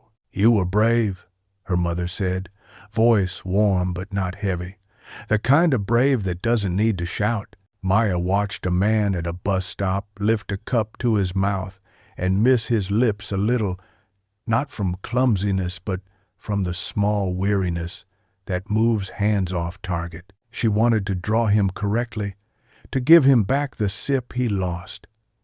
"I don't always feel brave," she said. "You don't have to be always," her mother replied. "You only have to be sometimes. It adds up." They passed a thrift store, junk becoming treasure behind dusty glass. In the corner of the window, a yellow ceramic bowl sat cracked and mended, the fill line gleaming like lightning turned tender. Maya almost knocked on the glass again. "Want to go in?" her mother asked. "Later," Maya said. "I'm meeting Eli and the others." Her mother checked her phone, then slid it back into her bag. "I can walk you. I'm okay." And hems. There was a beat half a step, where her mother almost said something else. Then she nodded. "Okay. Dinner at 7? I might be late." "I'll make extra," her mother said, which meant "I'll wait up." They smiled at each other, the kind of smile that held a handshake inside it, and parted. At the wall, a tarp rolled back like a cautious curtain, and the camera blinked its red light in the corner. The black vandalism had been softened, human hands teaching brick the language of forgiveness. The lantern in the gap threw a quiet radius that made passers-by slow down as if they'd entered a different kind of time. "Look who's regulated to sparkle," Zoe said, pointing up at a sign the administration had installed, "Project Under Surveillance." Her eyebrow arched. "I feel safe and yet corporate." "Hope is watching," Jonah intoned, bowing toward the camera. "Don't name the camera," Eli said, but he sounded amused, which meant the camera had a name now, whether he wanted it or not. Lena stood near the base of the ladder, sleeves rolled to her elbows, a smear of yellow on her cheekbone like an accidental blessing. She lifted a brush in salute when Maya arrived. "Ready?" she asked. "Always," Maya said, and almost believed it. They worked until the afternoon gathered its things. The bricks drank what they were given and asked for more. Kids stopped to ask questions and left offering opinions as if the wall belonged to them, too. An old man with a cane told Jonah his gold lines looked like the inside of a leaf he'd seen under a microscope once, and Jonah teared up for the second time in 2 days. During a break, Eli sat on the curb and pulled a notebook from his bag. He flipped through pages of frantic sketches, then found a blank one and stared at it with the concentration of someone trying to overhear his own thoughts. "What are you writing?" Maya asked, leaning her shoulder against a sun-warmed stretch of brick. "A title," he said, "for the comic I keep not starting." She sat beside him. The curb was cool, the street humming a block over. "What's it about?" He smiled, a little crooked. "A kid who can't fly and a kid who can't land. They meet in the middle and teach each other gravity." Maya breathed out a laugh. "I'd read that." "You already are," he said, then looked like maybe he hadn't meant to say it aloud. He glanced down quickly, as if the words were something you set gently back on a table. Maya didn't reply. She watched a pair of birds argue on a wire, the tiny choreography of dominance and surrender, and wished for a manual again. In the late afternoon, Mr. Lin called time and took a long, painterly look at the wall. "We have ourselves a pulse," he said. "Good work, Hearts." Zoe tossed her roller into a bucket with a satisfying thunk. "We should celebrate." "Pizza," Jonah said, because Jonah was a boy with a thesis about dough. "Pizza," Lena echoed, as if trying out the shape of the word in a new town. Eli hesitated. "I should probably—" He gestured vaguely in the direction of home. Maya saw the shift, the way his shoulders raised, the way his left hand tightened briefly. "You could come," she said. "If you want." He looked at her, then at the wall, then away. "Maybe for a bit." "He's made self-flight." They walked to the little place on Maple where the tables were always a little sticky and the owner called everyone Chief, regardless of gender. They pooled cash, argued about toppings, and ended up ordering 2 pies that pleased almost no one but offended nobody. While they waited, they played that quiet game where you name small good things. "Warm socks out of the dryer," Jonah said. "A teacher who apologizes when they're wrong," Zoe put in. "Finding a book with someone else's notes that make sense," Lena said. "Cats blinking like they're in on a joke," Eli added. "Fixing a band so it fits," Maya said, thumbing the watch. The pizzas arrived, smelling like choices you don't regret. They ate loudly, grease glistening on paper plates, life making room by making a mess. Halfway through the second slice, Eli's phone buzzed. He didn't look at it. It buzzed again. He flinched, small but visible, then flipped it face down. "You okay?" Maya asked. "Yeah," he said. The word felt like a pebble skipping once, then sinking. Zoe's eyes flicked to him, then away. "My aunt says if you don't answer, the text ghosts multiply," she said. "You'll wake up haunted by punctuation." He smiled dutifully. "I'll risk it." And is Satan not on a grave foremost?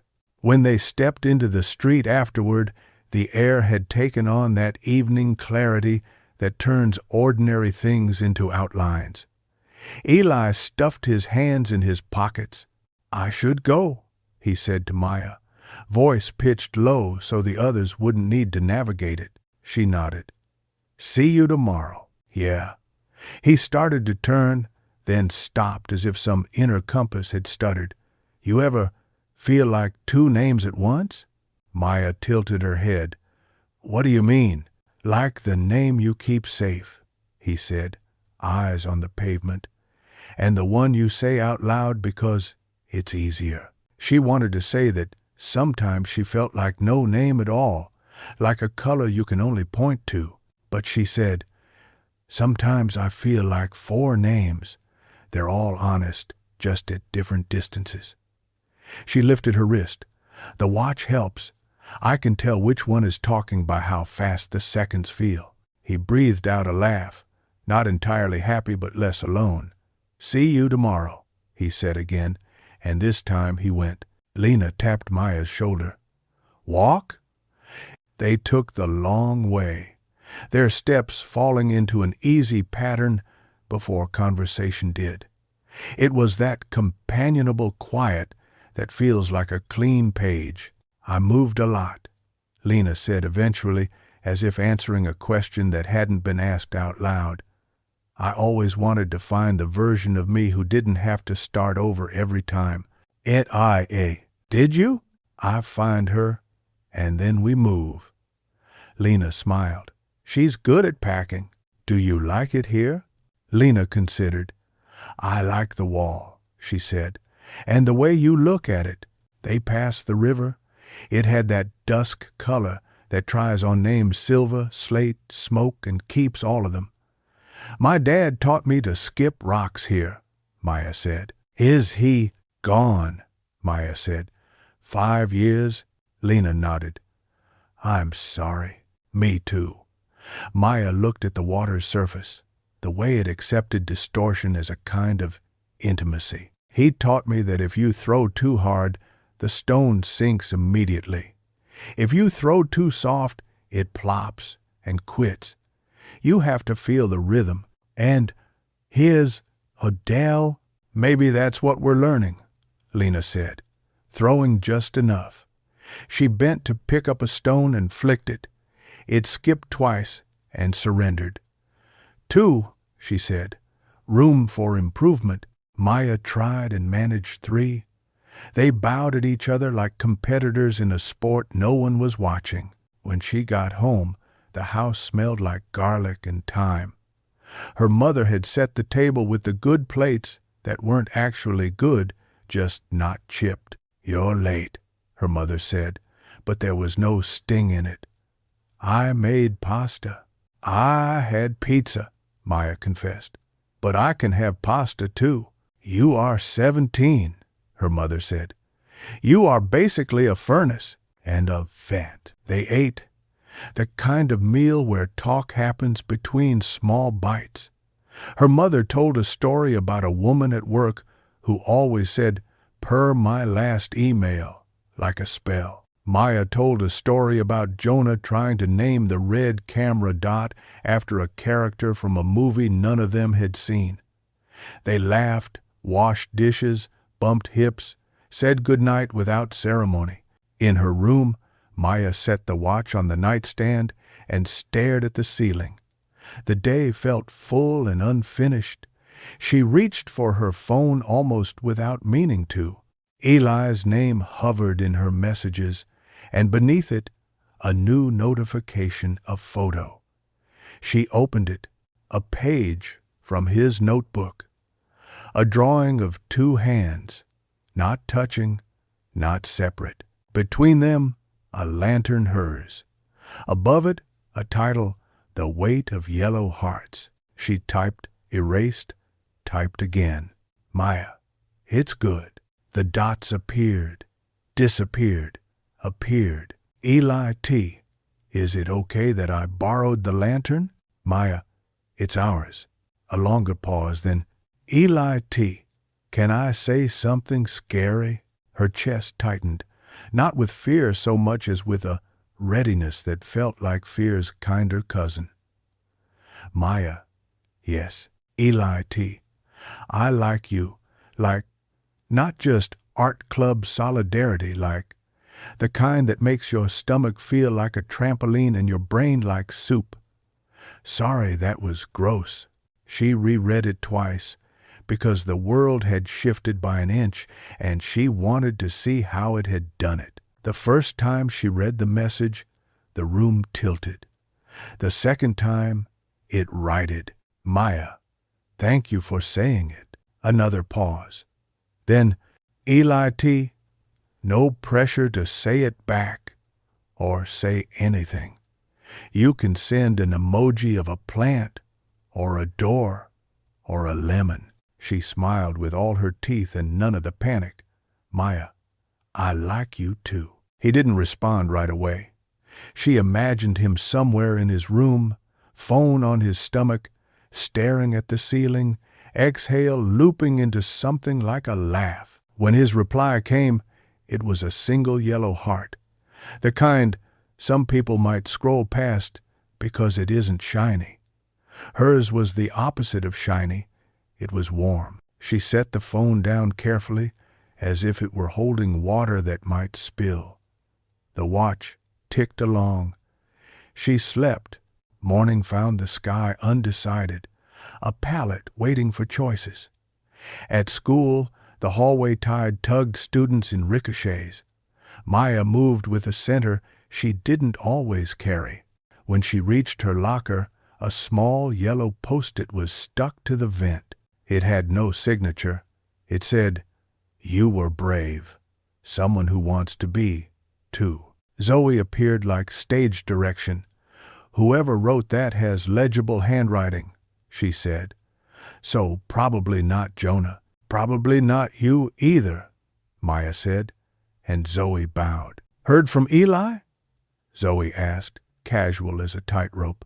Maya kept her voice even. "We talked." Zoe's grin went star-bright. "Proceed carefully, pilot." She found Eli in English, a warmth sparking in her like a pilot light. He looked at her as if the room had remembered her name. The lesson was on metaphor, and Mr. Ellison wrote on the board, "Metaphor is truth wearing a different hat." Eli passed her a scrap of paper. "Are we okay?" it said. She wrote back, "Yes." Then, after a second, she added, "More than okay." He folded the paper into a tiny bird and set it between them on the shared edge of desks. It stood up badly, and they both tried not to laugh. At lunch, the art room pulsed with an energy that made the paint water look fizzy. "Field trip, mister," Lynn announced, clapping. "We're going to the community center downtown. They want a student installation for the lobby." I told them we're currently married to a wall, but I'm not above an affair if it's conceptual. "How many projects do you think we can pretend to do before midterms?" Jonah asked. "Enough to make us interesting," Zoe said. "Not enough to make us fail." They piled onto a bus that smelled like old field trips and gum stuck under seats. Lena took the window, forehead against glass, eyes scanning a town she didn't own yet. Maya sat beside her and watched reflections move like fish. The community center was a long rectangle of kindness, fluorescent lights, softened by posters about yoga and tax help, a bulletin board full of tear-off tabs offering piano lessons and dog walking and babysitting and grief. An elderly woman at the desk waved them in like friends. On a wall just inside the door, someone had painted a small quote in neat letters, "We repair the world in seams." "Do they know about kintsugi?" Jonah whispered. "They know about everything," the desk woman whispered back, which made him blush.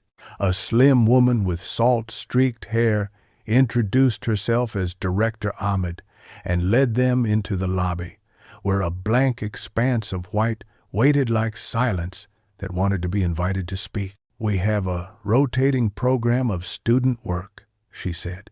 "We try to match the wall to the season. Winter is on deck. We want something that holds people when they come in out of the cold." "Like a coat," Zoe said. "Like a hand," Lena murmured. "Like a lantern," Eli said, voice low, eyes flicking to Maya. Director Ahmed smiled. "Exactly." They walked the space, measuring with their eyes. Maya imagined people coming in with snow in their hair, cheeks stung pink. She saw a mural of simple shapes, circles like cups, lines like paths, small yellow hearts tucked like notes you find later and keep. She sketched quickly, the pen making decisions her brain watched from behind. "You draw fast," Lena said. "I draw afraid," Maya said. "It looks the same if you don't know me." Lena's glance was soft. "I'm starting to." On the ride back, the bus shook a little. the way old buses do when they're carrying more than bodies. Maya watched the suburbs slide by, each house a slight variation on hope. She thought of the post-it in her locker, of the jeweler's hands, of her mother's almost sentence, of the way Eli had asked about names. She thought of the lantern and wondered if you could hand light back to someone without burning your fingers. After school, the art room hummed with the industrious chaos of a small factory. Jonah mixed gold with a scientist's attention. Zoe organized brushes by size, then messed them up for fun. Eli drew panels for a comic and pretended he wasn't glancing up every time Maya moved. Lena stood at Maya's elbow. "You're left-handed," she said, as if this explained a secret. "Cursed and gifted," Maya replied. "I smear what I love." "Maybe that's part of it," Lena said. The smearing. They worked until the late bell signaled clubs were supposed to scatter. Mr. Lynn waved the rule away with a benevolent dictatorship. "Another half hour," he said. "Then go eat food that isn't paint." When they finally gave in to hunger, the sky had staged an early sunset. They drifted toward the bike racks, tugged by separate errands and lives. Eli hovered like a sentence with an ellipsis. "Walk you to the bus?" he asked. "I'm walkin'," she said. "You can walk me to walkin'." They laughed, both of them a little stunned by how easy it was to be careful and honest at once. They made it 2 blocks in companionable quiet before a voice reached them like a cold draft. Eli. The man stepping out of the corner store wore a uniform shirt with a name patch and an expression that had forgotten it was a face. He was too young to be unbending and too tired to bend. "You were supposed to be home an hour ago." Eli's body changed in small degrees. Shoulders tightened, spine straightened. He didn't look at Maya. "I texted," he said.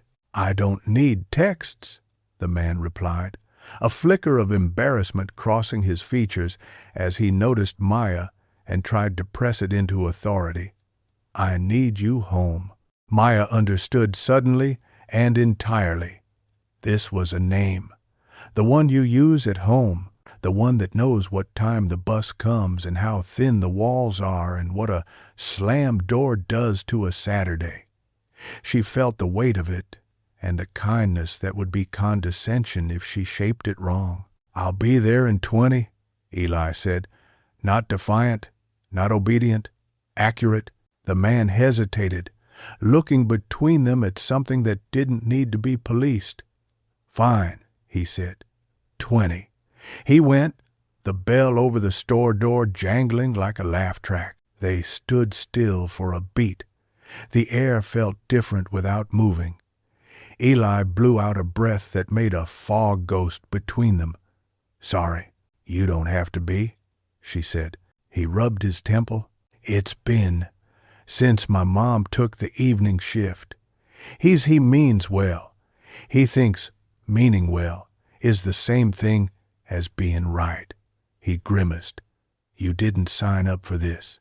"I like you," she said, and found that in this context it was also a way to say, "I'm not leaving because it's complicated."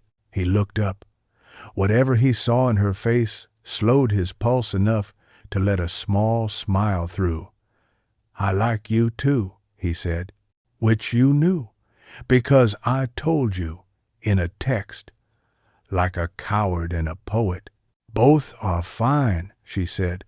"Poets survive." They walked the remaining blocks quickly. At the corner where she turned and he didn't, he stopped. He looked like someone considering a step onto ice and trusting the physics anyway. "Can I?" he began, and then didn't finish, because sometimes finishing is a poor substitute for doing. He stepped closer, not quite close enough to touch. The lantern between them seemed to glow even in daylight, as real as the watch on her wrist. He didn't reach for her hand. She didn't reach for his. They stood in the small circle of a thing that had chosen not to hurry. "Tomorrow," he said. "Tomorrow," she said. At home, her mother was on the couch with a stack of papers and a pen with purple ink. "How's the brave one?" "Tired," Maya said. "Hungry." "Good." Her mother set down her pen. "I've been thinking," she said carefully, the kind of careful that comes from not wanting to spill what you've spent a long time carrying. "About the watch and the bowl and Dad," she swallowed. "Maybe this weekend we could go to the river. It's been a long time." Maya nodded. The river had a way of holding the unsayable without making it heavier. "I'd like that." That night, the dream came back, the lantern, the footsteps joining, the way the path widened, not because it became shorter, but because more people were walking it. When she woke, she lay in the soft gray before morning and counted her breaths the way Dr. Patel had taught her. In for 4, hold for 2, out for 6. It added up. In the mirror, the band of the watch fit without sliding. She touched the glass, as if the face could register the gratitude. On her way out the door, she found a sticky note on the counter. Milk, bread, oranges, light bulbs, a heart, lopsided. She tucked the list into her pocket like a talisman. School poured its usual noise. The mural waited with its patient brick. The camera blinked in its corner, a tiny lighthouse that didn't know where to cast its beam. In the courtyard, a cluster of kids stood pointing at the lantern in the gap. One of them said, "It looks like a thought you're not afraid of anymore." And the others nodded as if that were a normal way to talk. Lena arrived with a thermos of tea that tasted like cinnamon and something she couldn't name. Zoe arrived with a rumor, which, like most rumors, had both teeth and sugar. Jonah arrived with a new playlist called Restore Divided by Repeat. Eli arrived with ink on his fingers and a second, quieter smile, the kind after the kind you share. They stood in front of their wall, and the day spread out before them like fabric you iron with your hands. Mr. Lin tapped his clipboard. "Agenda. Finish the lantern. Adjust the gradients in courage. Reconsider the red thread because administration thinks it suggests veins. Ignore administration because veins are what keep things alive." Zoe saluted. "Yes, Captain. Is Marty Mar?" They climbed ladders and laughed and fought with lines that wouldn't blend. At one point, the principal did a drive-by with a donor wearing a scarf that looked like a question mark. Maya didn't flinch. At another point, the janitor brought them a broom and said, "It's not just paint, it's how the hallway sounds after." Around noon, Maya stepped back to drink water and caught sight of something on the far edge of the wall under the lowest brick, near the ground, almost hidden by the grass. A small line of paint that wasn't one of theirs. Not black, yellow, a different yellow. A scribble like a mark you leave to tell someone you've been there. She crouched and traced it with a finger. Fresh, not official. A secret. 2 letters, small, SG. She had no idea what it meant. She knew it meant something. Lena crouched beside her. "You see it too?" "Yeah," Maya said. "It's not us." "Another hand," Lena said softly. "Another heart," Maya answered, and stood. She looked down the line of their work, the gold and the yellow and the red thread that refused to be erased, and she felt the weight of it, not as a burden but as proof. The weight that keeps a kite from flying out of your hands, the weight that makes names stay when you whisper them, the weight of yellow hearts enough to bruise, enough to build, enough to count. She lifted her brush. The day moved. The lantern kept showing up. The wall kept learning its own pulse. And in the distance between 2 names, The space that used to make her dizzy began to feel like exactly where she was supposed to stand. Chapter 6. Edges and Centers. On Wednesday, the morning came on like graphite, soft, erasable if you didn't press too hard. Maya left the house with the grocery list still in her pocket and the watch ticking patient circles on her wrist. The neighborhood smelled like cut grass and toast. She tried to name the mood of the sky and settled on Prelude. At school, the mural waited behind its tarp, a sleeping giant whose breath you could almost see. Mr. Lynn had left them a note taped to the sawhorse. Gallery walk Friday. 10-minute artist talks. Practice looking at people and not disappearing. There was a smiley face that looked vaguely terrified. Friday, Zoe said, reading over Maya's shoulder. Okay, panic, but make it productive. Productive panic, Jonah repeated, stirring his travel mug with a paint stick. My brand. The tarp came down with a whisper. The lantern's pale oval seemed brighter than yesterday, as if someone had fed it stories in the night. Lines had begun to feather out from it. Eli's doing threads of light that refused a straight path, finding edges, testing Brick's reluctance, insisting on the center. Back soon, Maya told the wall quietly, then headed to the counseling wing for her appointment. She liked being early. Waiting in the low-lit lobby with the shell-shaped fountain was like sitting inside a breath. Dr. Patel opened the door at exactly the minute. Come in, Maya.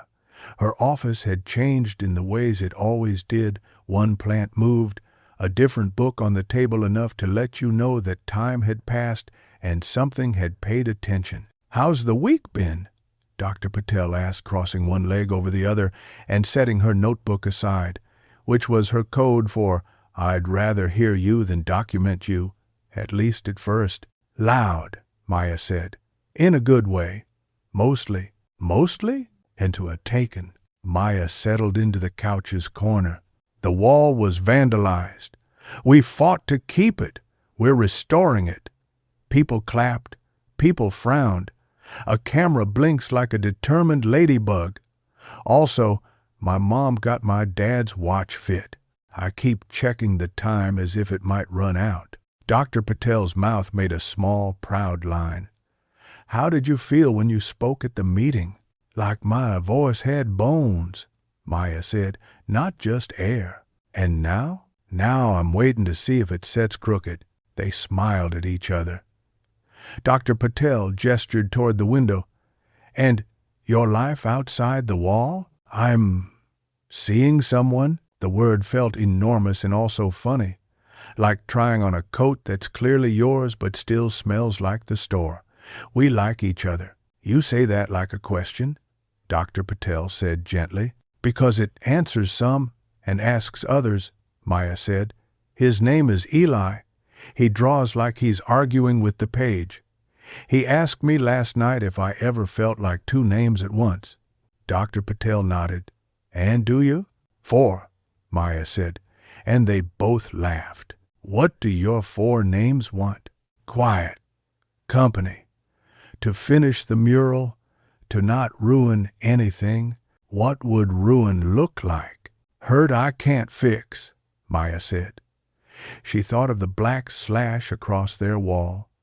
She thought of gold. She thought of Lena's sketch and her careful voice, of Jonah's hands shaking and then steady, of Zoe's jokes like scaffolding. I don't know who I'm responsible for. You're responsible to people, not for them, Dr. Patel said. That's the difference. Maya let the sentence sit in her chest. It chimed there.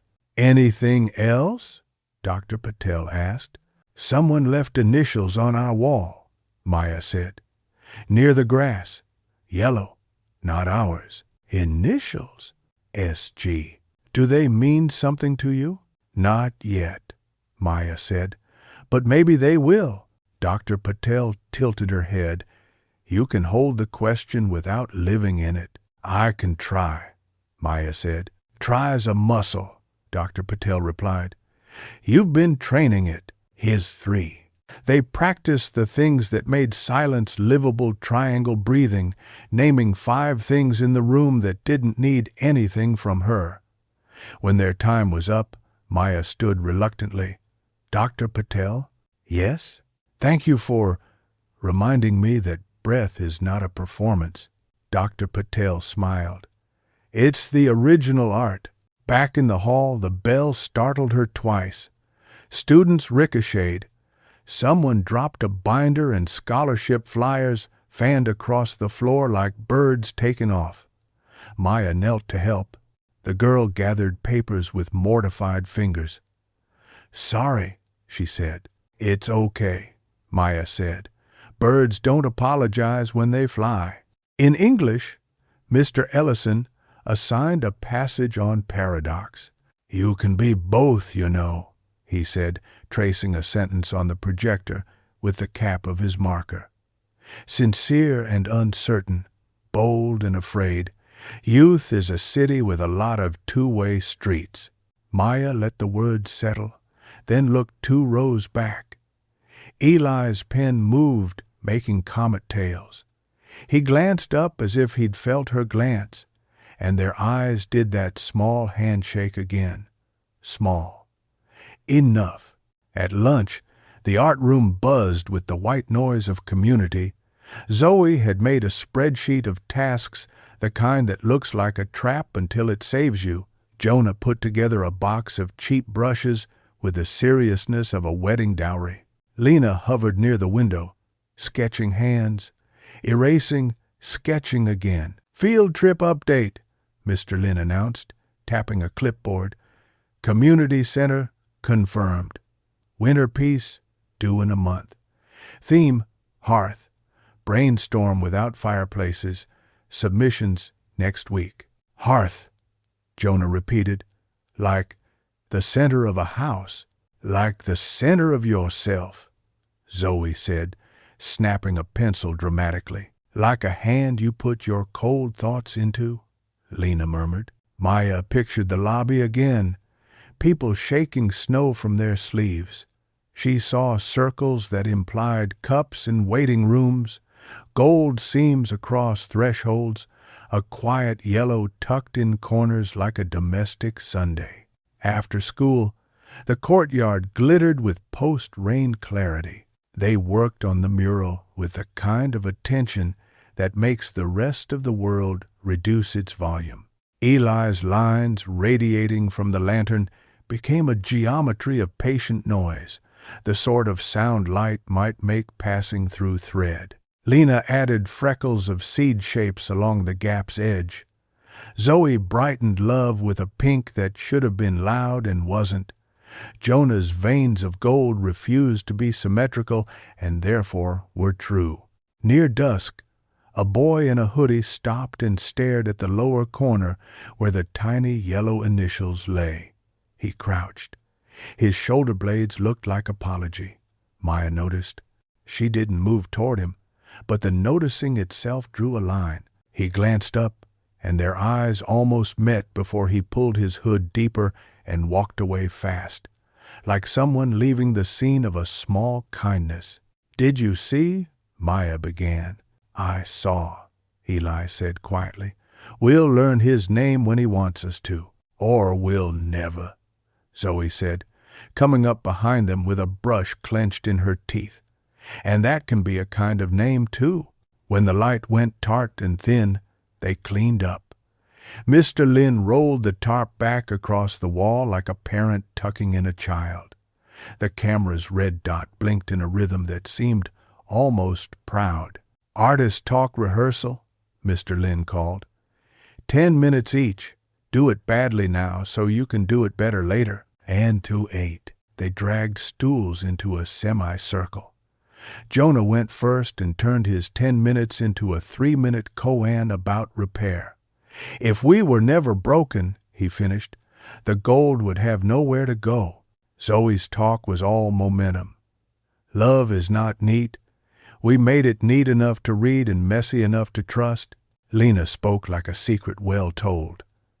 I drew seeds because I believe beginnings are sometimes the softest strong things. Eli watched the floor while he spoke, then remembered and looked up. Courage isn't a mood, he said. It's a practice. This wall is our practice. And then Maya. She had written bullet points on a card and promptly ignored them. I used to think yellow was a lie, she began, like it was telling me to be brighter than I felt. But it's not. It's the color of stubborn light. The lantern in our gap isn't hope that pretends the dark doesn't exist. It's hope that lights only what we can walk next. And that's enough. Also, she looked at them, at the camera, at the wall. This is the first time I've wanted my name near something this big. She didn't mean for the last sentence to land heavy. It did, but in the way that gives weight where you need it. Mr. Lin wiped his eye in that teacherly way that pretends allergies, then clapped once. Good, he said. Again tomorrow. Everyone eats. Everyone sleeps. Belayed, on the way out, Eli touched her elbow. Walk? They took the long route by the river. The water carried the color of what it had passed. He told her about the comic scenes he'd drawn, about a panel where the non-flying kid teaches the other to sit on the roof and watch the town breathe. She told him about the jeweler's cat and the weight of metal that remembered a wrist. At the corner store, the bell chimed. The man from earlier Eli's not quite defined father was not there.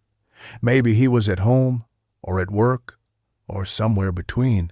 Maya didn't ask. Eli bought a pack of gum, and, on impulse, a small yellow notebook from a rotating display.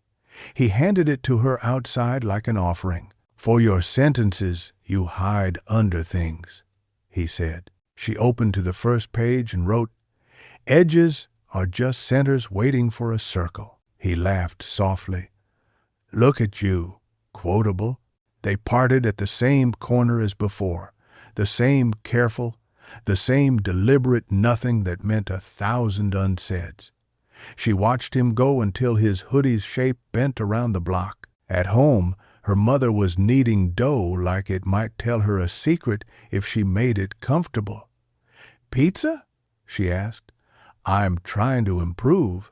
We had pizza yesterday, Maya said. I can have pizza again. 17, her mother said, slicing the dough into quarters. Furnace, baited. Always should with a mod chaste. They cooked and listened to a radio station that played songs older than both of them. Halfway through a chorus, her mother said, The river this weekend? Yes, Maya said. Then, Mom? Her mother looked up. What's Dad's middle name? Her mother blinked, then smiled, surprised at the impolite fact of forgetting and grateful it had been asked. Alden, she said. Your grandfather's name? Alden, Maya said aloud, tasting it, a name the shape of something wooden and steady. Thank you. Later, in her room, she put the new notebook on the nightstand next to the watch. There was something correct about the adjacency time and words under the same lamp. Her phone buzzed, a message from a number she hadn't saved on purpose. Lena, that talk you gave today, it made me feel like I could stand in my own house. Maya, you can. Your house likes you. Lena, working on believing that. Maya, me too. She switched off the lamp and lay in the muscle memory of the bed. The dream came like a continuation. She and the others were painting inside a long tunnel, and the lantern light kept discovering new walls. Each time, they didn't panic. They just widened their circle. Thursday arrived in high definition. In the hallway, someone had posted a photo from the meeting with a caption that accidentally told the truth. Kids asked adults to let them be real. Under it, some comments were generous. A few were sharp. One asked, why the mural didn't have the school mascot. Another said yellow was too much. Maya felt the old tug of wanting to vanish under other people's opinions. She let it tug. She did not move. By second period, the school newspaper appeared from the mysterious machine that made school newspapers. The front page feature sprawled across the fold, Heart of Youth, Students Repair After Vandalism. There was a black and white photo of the lantern that looked like a moon. The reporter, Carmela, the sophomore with ink on her fingers, had quoted them kindly. Right under the story, a small letter to the editor took issue with public displays of vulnerability. It signed off, S.G. Sophomore. Maya went still. The paper rattled in her hands. S.G., she said aloud. What? Zoe asked, peering over her shoulder and then leaning on it like a nosy shelf. Nothing, Maya said, though her heart had changed speed by half a notch. She scanned the letter. It wasn't cruel. It was defensive in the way that asks for proof before it asks for grace. Not everyone wants their feelings on a wall, it said. Maybe some of us need our walls to be walls. Maybe some of us do, Maya whispered. At lunch, Carmela, emboldened by publication, came to the art room to ask for more quotes. Tell me the thing you wanted to say but didn't, she said, brandishing a pen as if she were knighting them. Put in that the camera is named Hope, Jonah said. Do not put that in, Mr. Lynn said. Carmela scribbled anyway. Got it. During seventh period study hall, Maya went to the library to find the letter writer. It was a stupid impulse. You're not supposed to haunt the comment section in real life, but curiosity can be a kind of kindness if you remember not to hold it like a knife. She approached the librarian's desk. Do you know an S.G. who's a sophomore? She asked, then immediately regretted the breach of everything. Sorry, that was weird. Never mind. The librarian, who had a way of seeing through apologies without punishing them, considered, we have a Samir Gupta, a Cheryl Gomez, a Sky Garvey, and an S. Grant. S. Grant? Maya echoed. The librarian pointed subtly with her chin to a study carrel by the window. A girl sat there with her hood half up and a stack of physics flashcards, making faces like you make when you're trying not to be bored by the universe. Maya recognized the slant of the shoulders. The boy from the initials had those shoulders. This was a girl. Or maybe she just read posture like a genre now. Thanks, she murmured, and drifted away without approaching. She did not introduce herself. She did not ask if walls could be both things. She simply noticed the way S. Grant's fingers tapped the flashcards, a rhythm that said she belonged to too many rooms and none. She made a note in her yellow notebook. We can be a wall you lean on without being a wall that blocks. It felt like a promise to keep. After school, the sun found its bravery. The wall glowed. The camera blinked. Kids pointed and reached and walked on. Maya knelt to refresh the yellow along the very bottom where sneaker scuffs kissed the brick. The initials still hid there, small and bright. She traced them a second with the back of her nail. I see you, she said, not loud. Not for anyone else, just for the air. Talking to walls now? Eli teased, crouching beside her with a cloth. The ink on his hand spelled work. Practicing for tomorrow, she said. 10-minute artist talks. I wrote mine and then hated it, he said. Then hated that I hated it. Then drew a comic panel about hating it. What's the panel? A boy staring at a blank speech balloon that keeps getting bigger until it floats him away, he said. Do you want help? She asked. I want you near, he said. Simple as water. Okay, she said, because sometimes yes is an act of bravery that looks like ease. They rehearsed on the steps while the day rinsed itself. He read, she listened. Don't look at your shoes, she coached. Pick one person at a time to talk to. Pretend you're drawing them a bridge. He tried again. Better? He asked when he finished. Yes, she said. There was a bridge. He looked at her mouth like it might be a word he knew. Then he looked away and laughed instead, softly. I'm not going to do anything dumb tonight, he said, because talk tomorrow. It wouldn't be dumb, she said. It would be early.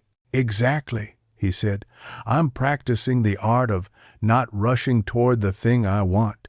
We're both in the class, she said. We might get a grade.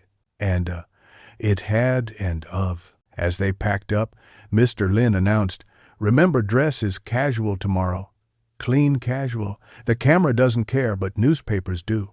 Clean casual is my villain origin story, Zoe muttered. Wear something that doesn't beg for commentary, Jonah advised, which for Zoe meant she would wear something that absolutely begged for commentary. They locked the paint closet. Mr. Lin rolled the tarp.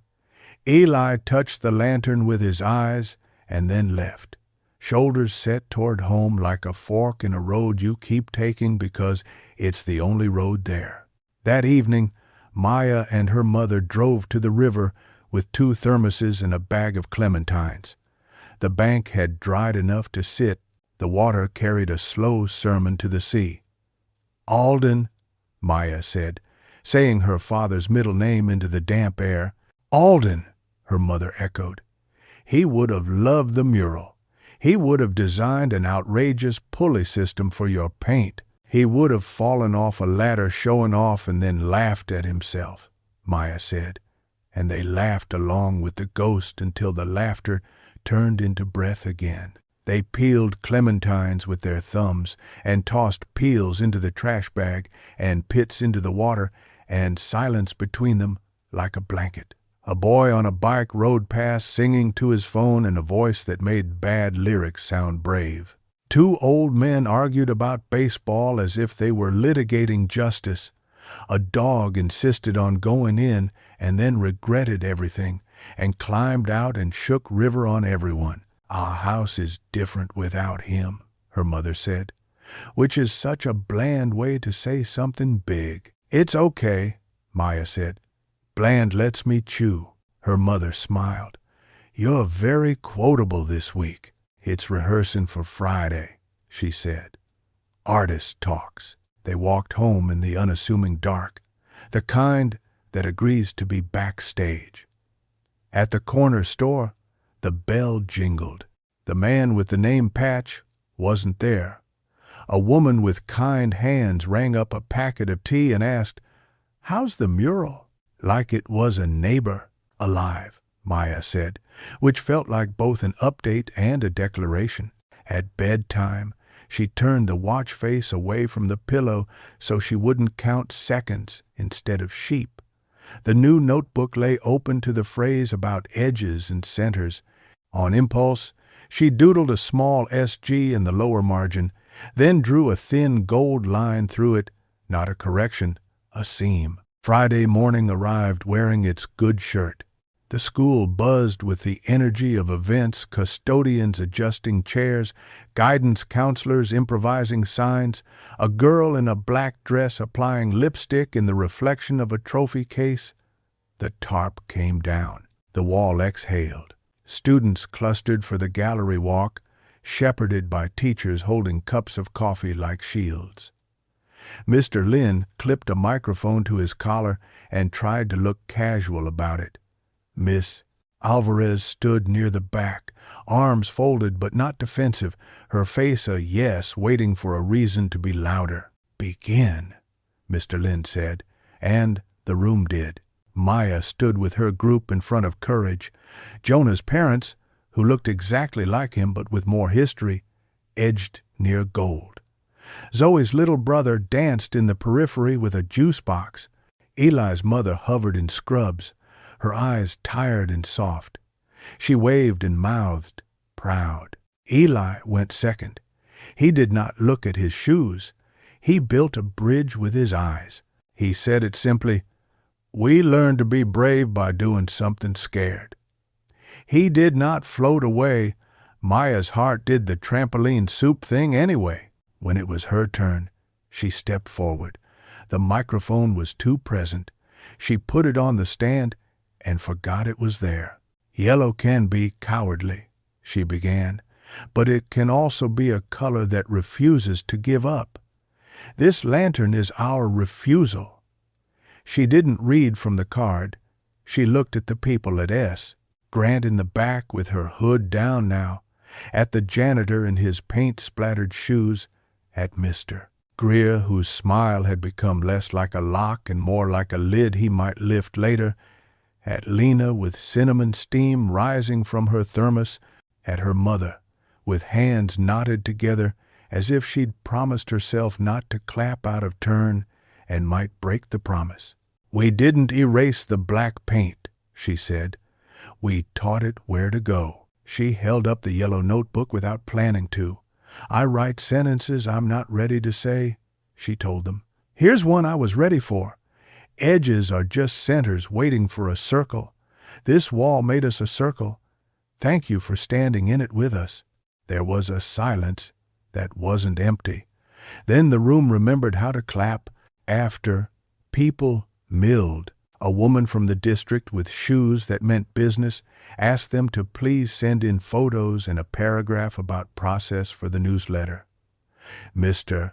Ellison told Maya her lines were good and then apologized for sounding like a critic when he was trying to be a fan. Jonah's gold veins winked. Zoe took 17 selfies. Lena came up to Maya with a look that said, "You did it, and only later I'm still here."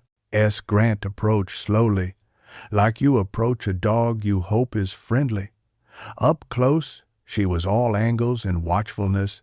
She held her hands in front of her like an abstention. "I wrote the letter," she said, eyes on Maya's shoulder, "the one in the paper."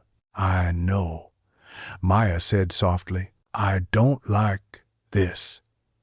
S. Grant gestured at the mural without looking at it. "I mean, I like it. I don't like that it's here where people can see me see it." "That's fair," Maya said. S. Grant swallowed. "I put my initials down there." She jerked her chin toward the grass. "I thought I don't know what I thought. Maybe that I could be part of it without having to be part of it." "You are," Maya said. "Both." S. Grant looked at her face for the first time. "You won't tell?" "It's your name," Maya said. "You get to say it." A small, unexpected relief unknotted S. Grant's mouth. "Thanks," she muttered, then stepped back into the crowd and was gone. A bird following its own draft. Maya stood for a minute and watched the wall receive people. It was good at it. Eli drifted to her side. He didn't speak. He didn't need to. His hand hovered near hers, a perimeter. The lantern glowed in the gap, not brighter, just right. The camera blinked. The janitor swept. Mr. Lynn met Miss Alvarez's eyes in a way that said this worked. Zoe announced that someone important-ish had liked the school's post. Jonah cried again in the way that looks like dust if you don't know him. Maya looked down at the watch. The second hand swept to the top and began again. She thought of Dr. Patel's distinction, responsible to, not for. She thought of the SG under the grass and the seam through it. She thought of the river and the way stones need exactly the right throw to skip twice. "What are you thinking?" Eli asked. Not a demand, but a door. "That this feels like the center," she said. "Even with all the edges." He nodded. "We should write that down." "We did," she said, and lifted the yellow notebook like a lantern that didn't burn, only invited. Chapter 7. hearth practice. By Saturday, the air had a winter taste, bright and thin, as if the sky had been scrubbed with ice. The Mural slept under its tarp weekend rules, so they met at the community center instead, armed with rolls of craft paper and the kind of confidence that pretends to be a plan until it is one. Director Ahmed unlocked the front door with mittened hands and ushered them in like a small parade. "You'll have the lobby until 2, she said, "and a pot of coffee that's braver than necessary. There are space heaters. Please don't make art with them." "Not even conceptual art?" Jonah asked. "Especially not conceptual art," she said, deadpan, which made everyone like her more. The lobby's white wall reached up to a skylight that showed a slice of the iron-colored day. Laminated flyers stood at attention on a table. Free tax prep, a casserole sign-up for a family displaced by a fire, a poster about a winter clothing drive with a photo of a child grinning out from inside a coat like a borrowed planet. An older couple shuffled past them toward the multipurpose room, hands threaded together like a single glove. "Hearth," Mr. Lin reminded, rubbing his palms in front of the space heater like a ritual.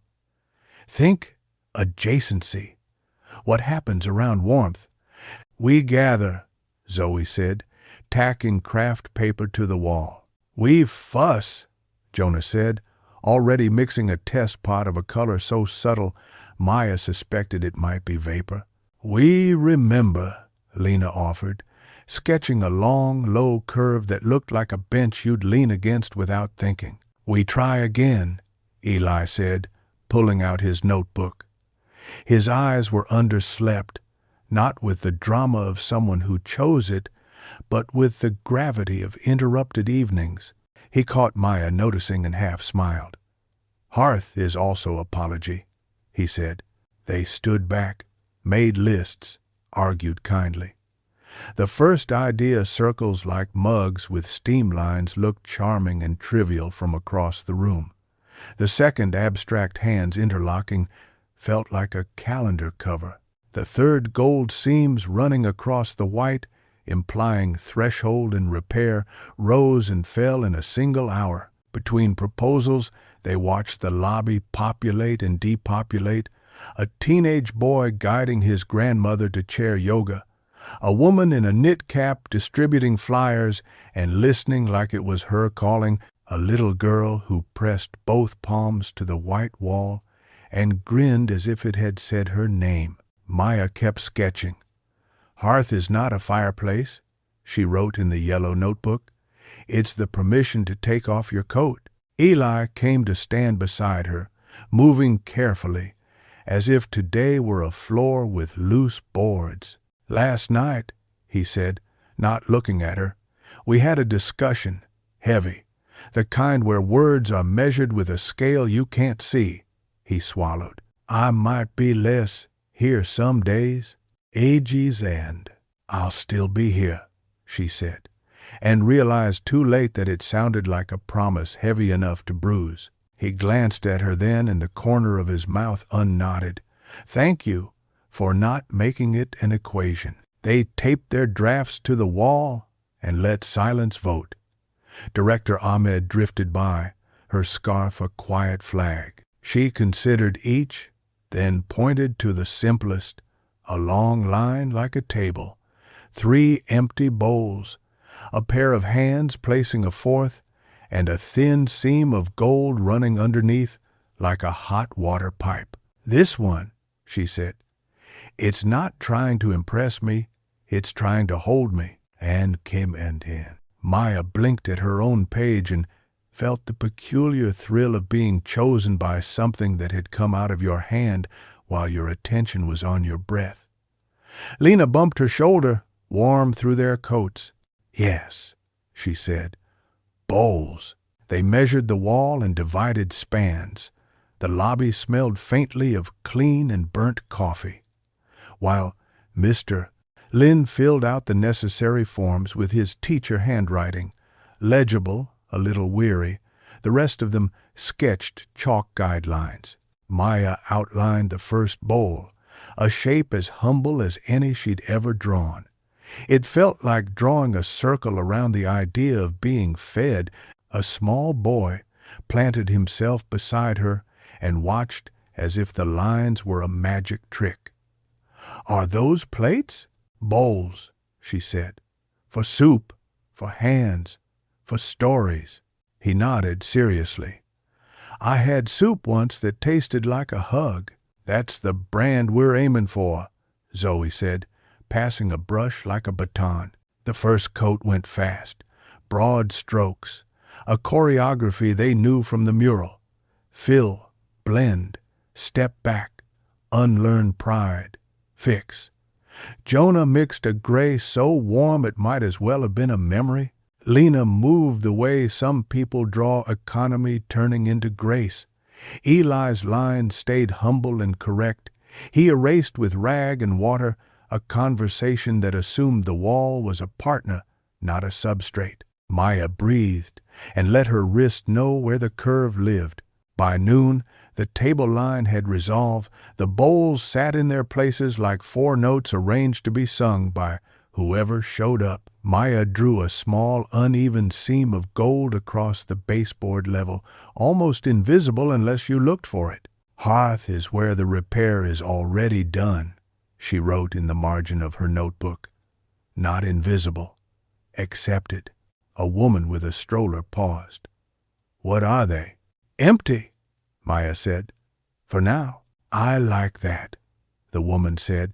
"So much is full of itself already." They broke for paper cups of coffee and compromise pastries dry, but they had frosting, and frosting forgives. Jonah showed them a photo of his grandmother's kitchen, everything the color of steam.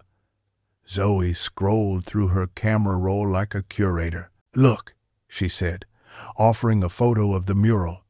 A child tracing the lantern's edge with one finger, while her father pretended not to see so the child could believe she had discovered the light alone. Eli leaned against a radiator and read, then stopped reading and let the heat climb back through his jacket like a kindly animal.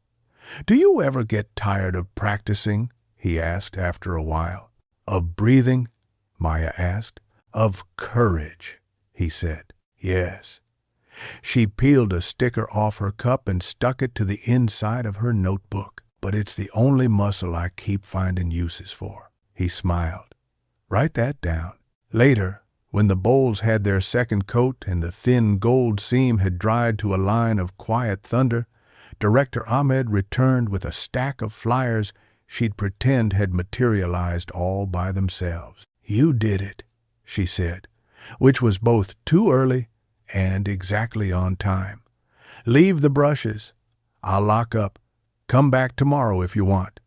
The lobby is nicer when it smells like paint." Jonah bowed. "You're a saint." "I'm a bureaucrat who likes color," she corrected. "Don't tell anyone. They might expect joy." Outside, the day had decided to be cold in earnest. They stepped into it like a single creature, then drifted into smaller ones.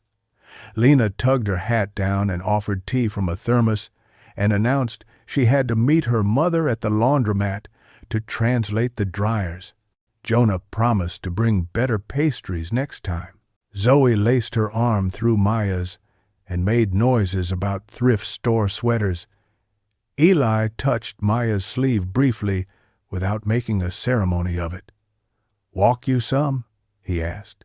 "Walk me most," she said, and they started toward the river because the river kept letting them. The water looked like steel that remembered being skin. They stood on the bridge, their hands on cold railings that held everyone's fingerprints from all the seasons. "Tell me a true thing," Eli said. It had become their ritual, the hearth of sentences. Maya watched a winter bird skim the surface and change its mind. "True. I found out SG is a sophomore named S. Grant." She wrote the letter. She put the initials. "She doesn't want to be seen wanting." He nodded, not surprised. True. Last night our argument was about the way the fridge empties and the calendar fills, and the math never matches the mood. Then it was about me. Then not about me. Then about how long good intentions can hold up a roof. She breathed. True. I keep wanting to fix the things I did not break, and I'm learning how not to. He was quiet a long moment. True. I'm afraid if I let you stand beside me, you'll step in front of something sharp and say you meant to. She looked at him then, the way you look at a word you've used for years and only just learned the root. You can ask me not to, she said. I am, he said. I'm asking you not to. Okay, she said, and felt something unspool from around her ribs. I won't. They stood there until their fingers ached, and then stood there longer to learn the difference between endurance and stubbornness. When they finally turned, the wind put its hand on their backs like a parent who pretends the incline isn't steep. At home, the house smelled like oranges, and the kind of clean that means someone tried. Her mother was on the floor with a laundry basket and a movie she wasn't watching. How was your hearth? She asked. Becoming, Maya said, sinking down beside her and folding a towel with the solemn precision of an ancient rite. Her mother glanced at her. You look older, not in a bad way. I saw myself from the lobby door, Maya said. It's weird.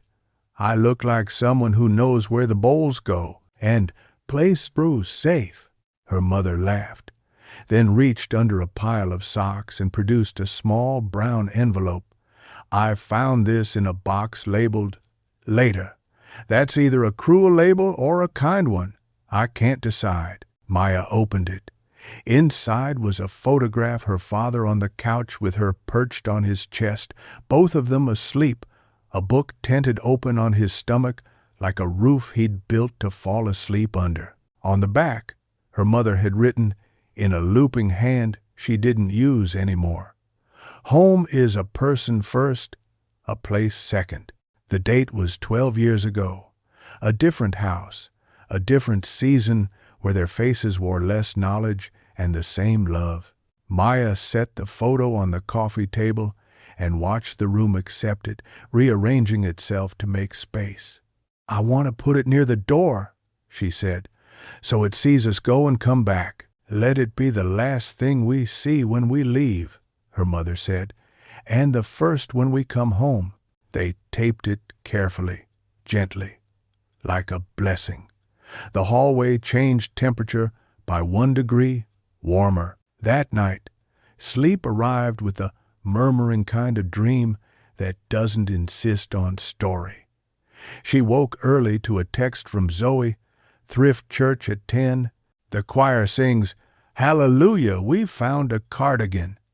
Under it, a photo of the mural no tarp, morning light falling in the lantern gap as if it had been instructed. Maya thumbed a reply and then scrolled to Eli's name and didn't open the thread because not opening was kindness sometimes, to him and to her. She showered, the bathroom filling with the smell of the shared shampoo she and her mother kept buying because neither of them wanted to call it their brand. In the mirror her face looked like itself. The watch fit.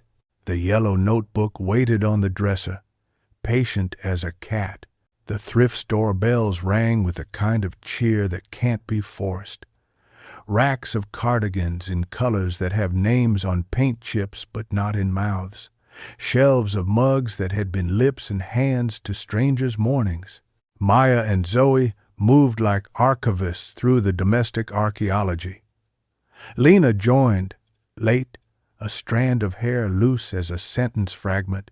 I have exactly $8, Lena announced, holding up the bill like a passport. I need gloves that look like I'm not trying to be noticed, but will notice me. Ah, Zoe said, you're shopping for fate. Jonah texted a photo of himself at a hardware store holding 2 different brands of painter's tape with a grim caption, Choose your fighter. Mr. Lin texted a reminder about permission forms and wrote, "No glitter." Zoe sent back 17 glitter emojis. Maya found a heavy ceramic bowl the color of tea and lifted it with both hands. A small chip had been repaired with what looked like nail polish and patience. There was a price sticker on the underside that read $1. She turned to show Lena and found her holding up a scarf the color of washed sunlight. "It looks like you," Lena said, then corrected herself. "It looks like the lantern." "I already have one," Maya said, fingers brushing the scarf anyway. "But maybe the lantern wants a cousin." They pooled coins in the checkout line like conspirators and left with a bag that felt like they had shoplifted warmth. Outside, the sky cracked and then thought better of it. A few tentative flakes spun out and dissolved before they could decide on being snow. They walked toward the bus stop because walking had become their grammar. Lena held the scarf to her face and breathed it in. "It smells like detergent in church basements," she said. "Two kinds of faith." At the corner, Eli appeared, hands jammed in pockets, hood up against a cold that still felt more like preview than performance. He looked like he had been walking long enough to forget why he was. When he saw them, his face did the thing it had started doing, relief first, then a quick inventory to make sure relief was allowed. "Hey," he said. "Hey," Maya said. Lena took an immediate step back, not out of retreat, but like a stagehand who knows where to stand. "I forgot I love bus stops," she lied cheerfully. "I'll go be in love with one." She walked ahead and leaned against the plexiglass like a character who'd read the script. Eli slowed in front of Maya. "I was going to text," he said. But texts were, he mimed a jar too tight to open. "Anyway, I'm here. For a minute." "A minute's a lot sometimes," Maya said. "We've made whole chapters out of one." He laughed, a small, grateful sound, then sobered. "Can I ask for something I'm not sure I deserve?" "You can ask anything." "Patience," he said. The word arrived with no wrappings, and she saw how raw it was. Not the kind where you wait for me to become perfect. The kind where you let me climb out of a thing by myself, even if I'm slow. The kind where you don't translate my pauses into rejection. She nodded. "I can try, and I'll tell you when trying feels like erasing myself." "That's the other part," he said quietly.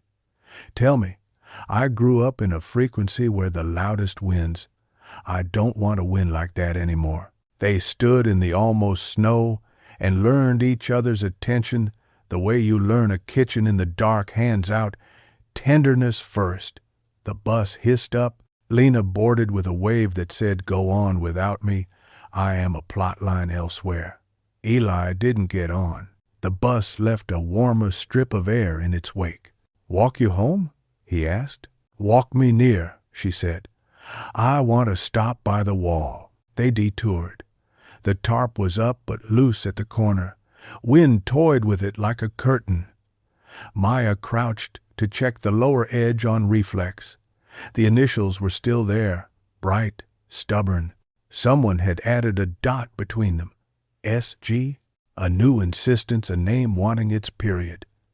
She smiled, then glanced up and found S. Grant across the courtyard, hands jammed into her pockets, watching like a person who refuses to be a ghost. Their eyes met. S. Grant lifted 2 fingers, not quite a wave. Maya returned it. S. Grant vanished into the hallway, which felt right. Not vanished, just elsewhere. Eli leaned on the wall with the care of someone leaning on something living. "The community center wall," he said. "I keep seeing the hands placing the 4th bowl. Who are they?" "Whoever shows up last," Maya said. "Whoever still has their coat on. Whoever needs to be told it's okay to put it down. He breathed in through his nose like the air had been upgraded. I want to make you a bowl, he said. In the comic. Is that weird? It's generous, she said. They walked the last block slow, as if not hurrying could make distance apologize. At the corner he'd chosen once before, and would keep choosing until it became a place, he stopped. Thank you, he said, for hearing me without trying to fix the sound. She touched his knuckles. Once.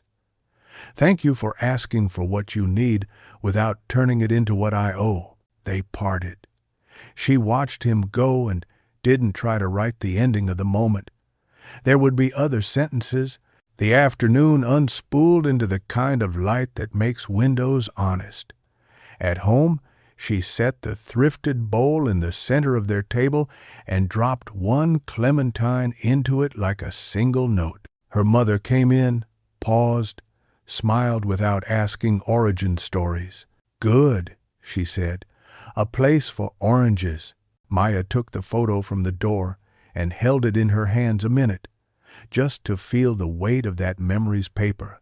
Alden, she said silently, trying the middle name again. Center, hearth. She put the photo back with a fresh strip of tape that would not give up when the heat kicked on. In her room, she opened the yellow notebook to a blank page. The lines of the day looked back at her like a wall waiting to be told what kind of wall to be. She wrote, Hearth is not heat. It's the promise that when you return, there will still be a place to put down what you carried. She sat with the sentence until it stopped glowing and became simply true. Her phone buzzed. A message from an unsaved number that had become familiar. S. Grant. I'm not going to apologize for the letter, but I'm going to say I didn't expect to want to stand in front of the wall, and I did today. And it didn't kill me. Maya smiled, felt pride like a secret she was allowed to keep and allowed to share. Maya, you don't owe me an apology. Thank you for telling me this truth. 3 dots appeared, went away, returned. S. Grant. The dot was mine. Maya, I saw. S. Grant. Figured. See you around. Maya, in the circle. She set the phone on the nightstand beside the watch. Time, words, practice.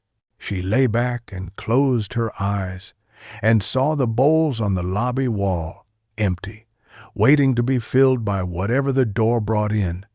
River-wet mittens, laughter that stumbles, questions without knives, a boy who asks for patience like a person finally reading the instructions, a girl who writes her initials small and then decides they deserve a dot. Before sleep took her, she wondered what they'd serve at their imaginary hearth soup that tastes like a hug, bread that forgives you for tearing it, oranges that ask to be arranged.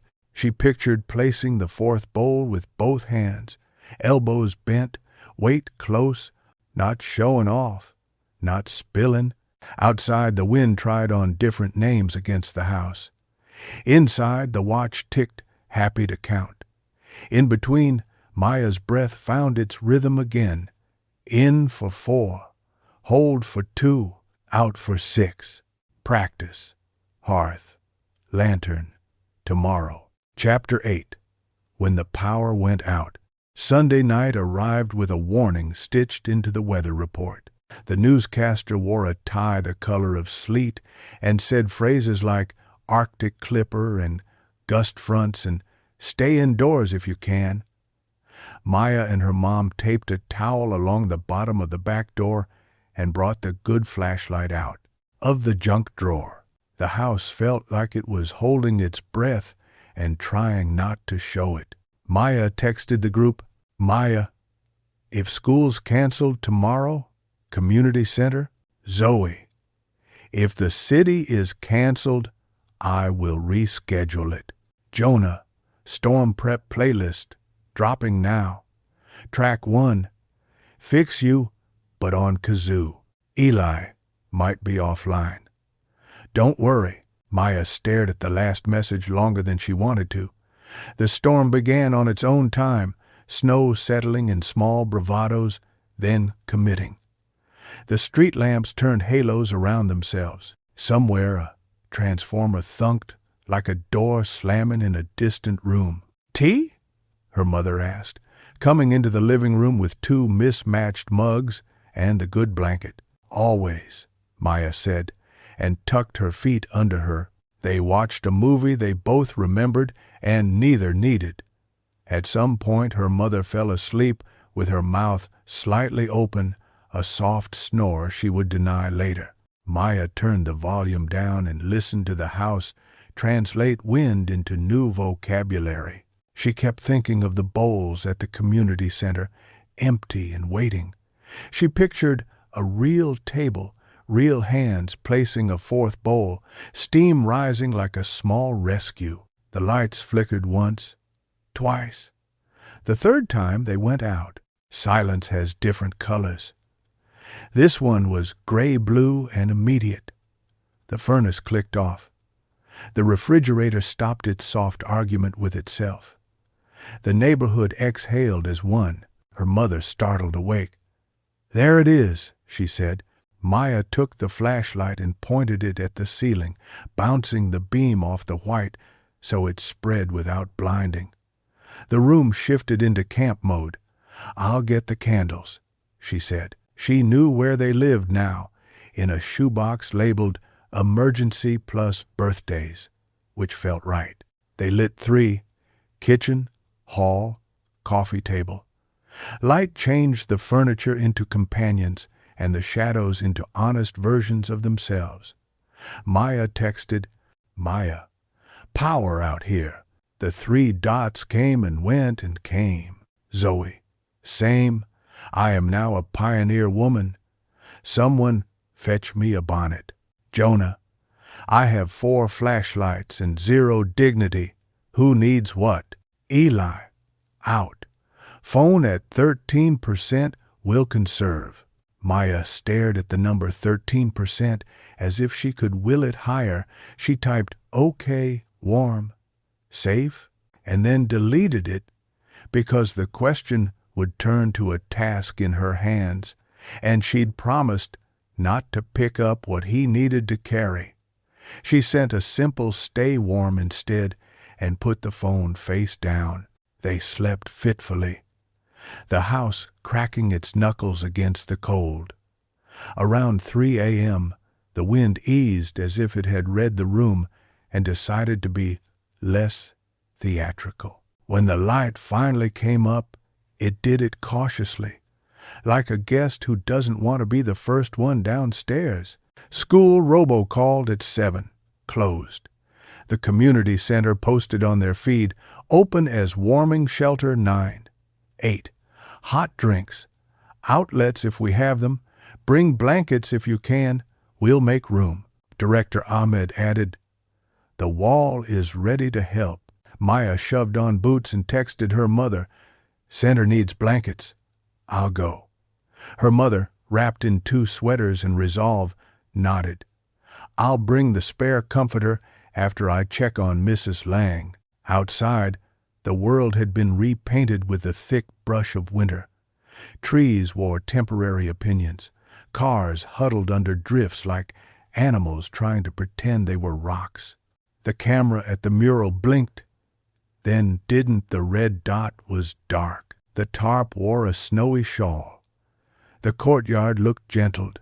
Maya slogged to the community center with a backpack full of scarves and a thermos of the tea that tasted like cinnamon and apology. She found Director Ahmed in the lobby, rolling up rugs and setting out folding chairs with a speed that suggested long experience and good calves. "You're here," Director Ahmed said simply. "Good. I brought scarves," Maya said, feeling like a child offering a handful of pennies at a big bill checkout. "Scarves are a miracle," Director Ahmed said. "Put them by the sign that says warm things. The coffee is a wish and a reality." She looked at Maya's face for a second longer than logistics required. "The bowls look right today." They did. The lobby had been rearranged around the mural. Chairs clustered like islands. A table pushed under the wall with paper cups and a note "free" written in a hand that had decided to care. The bowls sat empty and expectant, hands painted at the edge, still placing the fourth. Zoe arrived with 2 bags of sweaters and a hat with a pom-pom that defied grief. Jonah carried a slow cooker like a knight carries a helmet. Lena slipped in, cheeks stung pink, hauling a space heater in a milk crate as if she had smuggled a small sundae. "Report," Zoe said, slapping her gloves against her legs. "People coming," Director Ahmed said. "We'll make more room. If someone cries, hand them a tissue and then a chair. If someone wants to talk, listen in measures. If someone wants to be silent, let silence be a service." They made stations the way you make fortresses when you're a kid, with imagination and whatever's within reach. Blanket table, charging station power, flickered here but held. Sign up for rides if the buses kept pretending they were ghosts. Jonah's slow cooker hummed ancestral. Zoe labeled things with aggressively friendly handwriting. Lena put her heater beneath the mural so the painted bowls would feel like they had something to offer. Maya cut paper snowflakes for the window with a dull pair of scissors and the memory of kindergarten muscle. People came. The first wave was parents with kids wearing coats they'd outgrown, then teenagers who didn't say their names, then elders with careful steps and the winter-knowing eyes of people who have waited out many storms. A man in a thin jacket wandered in, holding a book wrapped in a plastic bag. "It's dry," he explained to no one in particular. "Needed it to stay dry." A woman in scrubs sat and closed her eyes as if sitting were a prayer. A boy with a skateboard shoved tightly under his arm took a cup of coffee and stared at the mural like it had been there when he was little and he had just remembered. Maya found herself moving between tasks like a creature with multiple hearts. She refilled paper cups, taped signs, fetched an extra chair when a woman arrived with a toddler whose boots had lost the argument. Every time she looked up, the bowls and hands were there, uncomplicated and correct. She watched people lean against the painted table with their shoulders as if the wall were a real surface. Around noon, the door blew open and Eli came in, hair damp, no hat. He looked older, but not in the way that used to scare her. He held a paper bag like he was delivering a message. When he saw her, he smiled from somewhere deep, the place behind the ribs that takes longer to thaw. "You made it," Maya said, and then wanted to say more and didn't, because sometimes "you made it" is the whole truth. "Brought bread," he said, lifting the bag, "from Mrs. Castillo. She says it's what people forget, that they'll eat it even if they don't want soup." "Mrs. Castillo is my new religion," Jonah said, whisking the bread away to slice it into generosity. Eli rubbed his hands together in front of the heater like a man who remembers fire. "He was decent this morning," he said quietly to Maya. "I shoveled," he grumbled. "We called it a draw." "Draw is a win," she said. He nodded, then straightened.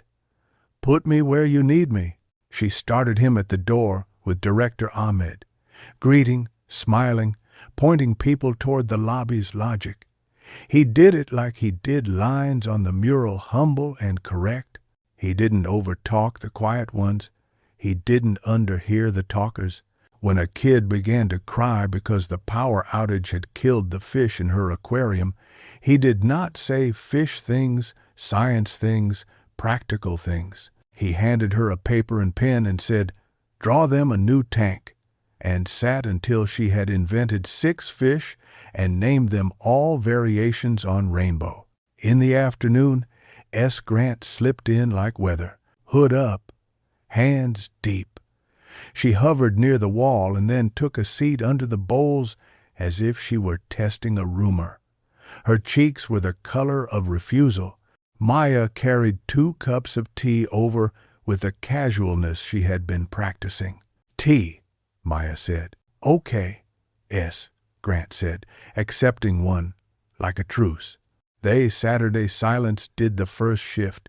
People shuffled, volunteered, laughter chipped ice. Somewhere, a toddler's shriek laughed, the pure tone of chaos rebranded as joy. "I didn't know where to go," S. Grant said finally. "It's too cold to be tough." "Even tough gets cold," Maya said. S.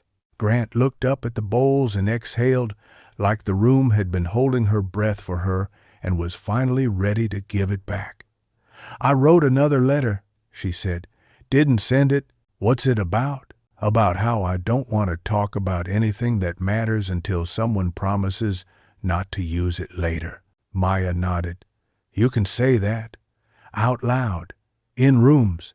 "I'm saying it," S. Grant said, a hair louder, as if teaching her lungs a new trick.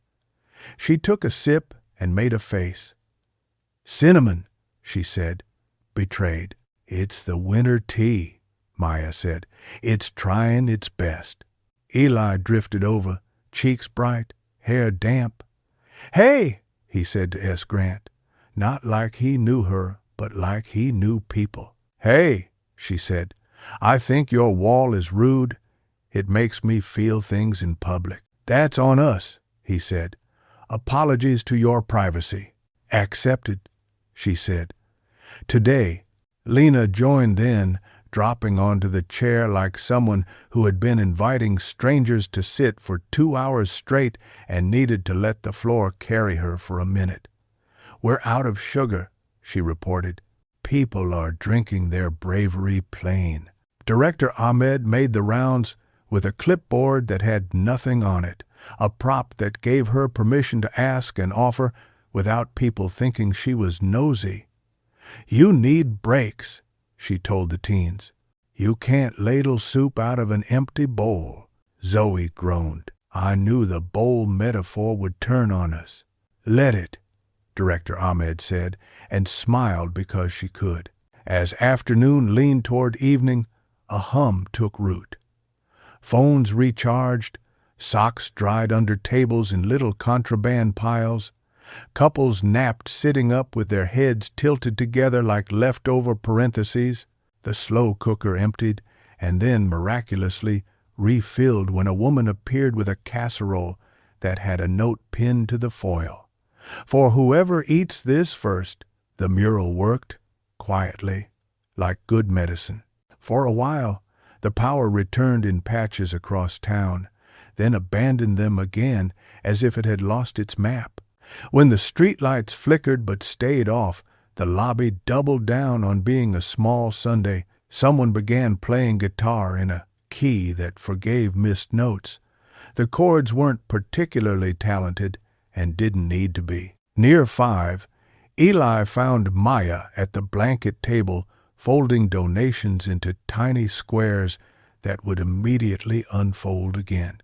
"Walk?" he asked, and then looked toward Director Ahmed, who nodded them out like a coach sending in subs. Outside, the sky had the deep blue you get for 10 minutes in winter that feels like a bruise turning to something else. Their breath made clouds that didn't feel theatrical anymore. The plows had been by. The street had edges again. "Thank you for this," Eli said, motioning back toward the center.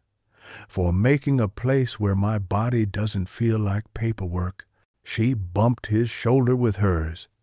"It wasn't me. It was Bowles."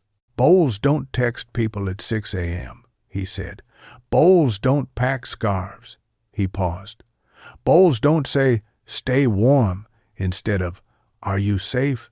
Even when they want to say the second thing." She didn't answer, which was an answer. "My mom's coming by after shift," he said. "She asked if there's coffee." "There's commitment that used to be coffee," Maya said. "We can make more." "I'll make it," he said. "It will taste like ambition and probably grounds." They walked a block in silence. The snow squeaked underfoot, that polite sound. "I've been thinking about names," he said, and she smiled because names had become their shared geography. "If mine is two, maybe it can be two in a way that isn't a fight. You can be both without apologizing to either," she said. "I want to show you both. I want both to like you. I can stand where both can see me," she said. "I won't judge which one is talking." He stopped then. "The way you stop when you realize the line you've been asked to cross is one you've drawn yourself." He turned toward her, gloved hands twitching like they were practicing. "Can I?" he began, and then didn't finish, because finishing wasn't necessary. She stepped closer, not to erase the distance, but to let it vote. The air was cold enough to make their words look honest. "Yes," she said, to the question and to a few others. He took one step into her space, careful, as if her breath were something you could bruise. He didn't reach for her hand. He put his forehead against hers, the gentlest contact the day had offered. Heat found the shortest path. The world did not vanish. It simply moved a fraction to make room. They stayed like that for the length of a traffic light, cycling somewhere they couldn't see. Then they stepped back, and no one had fallen. He laughed under his breath. "Bridge," he said. "Lantern," she said. They went back in, and the center swallowed them again gratefully. Eli's mother arrived in her scrubs and said, "I've got 20 minutes and a spine that wants to vote for leaving, but I'll stay and count cups." She looked at Maya the way adults look when they are real people and not just jobs. "Thank you for seeing him," she said. "Thank you for raising him," Maya said, and they both blinked too fast, then pretended to busy themselves with coffee. S. Grant helped an older man with his charger and didn't insist on talking while they waited for the bar to turn green. Lena organized the kid corner with the soft tyranny of someone who knows sharing is more complicated than it sounds. Jonah got into a quiet competition with a 9-year-old about who could pour soup without spilling and lost gleefully.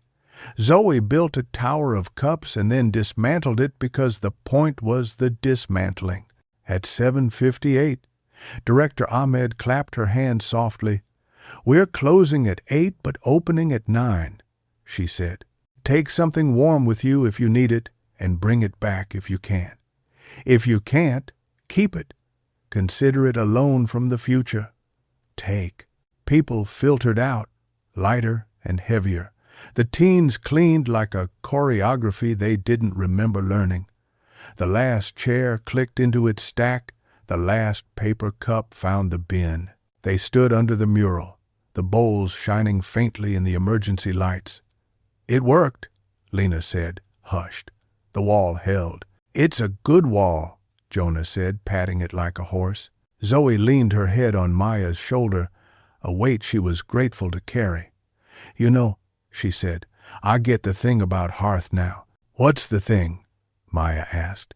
"It's not the temperature," Zoe said. "It's the welcome." Mr. Lynn appeared in the doorway with snow in his beard like a cliché he'd forgiven. "Go home, hearts," he said. "We did the thing. We'll do it again tomorrow. The world keeps needing." Outside, the neighborhood had found electricity in ragged patches. A few windows glowed. The rest looked honest in the dark. Maya's phone buzzed. A text from Dr. Patel, unexpected, kind, a small stripe of light. "Community Center, good, proud of you all. Remember, responsible to, not for."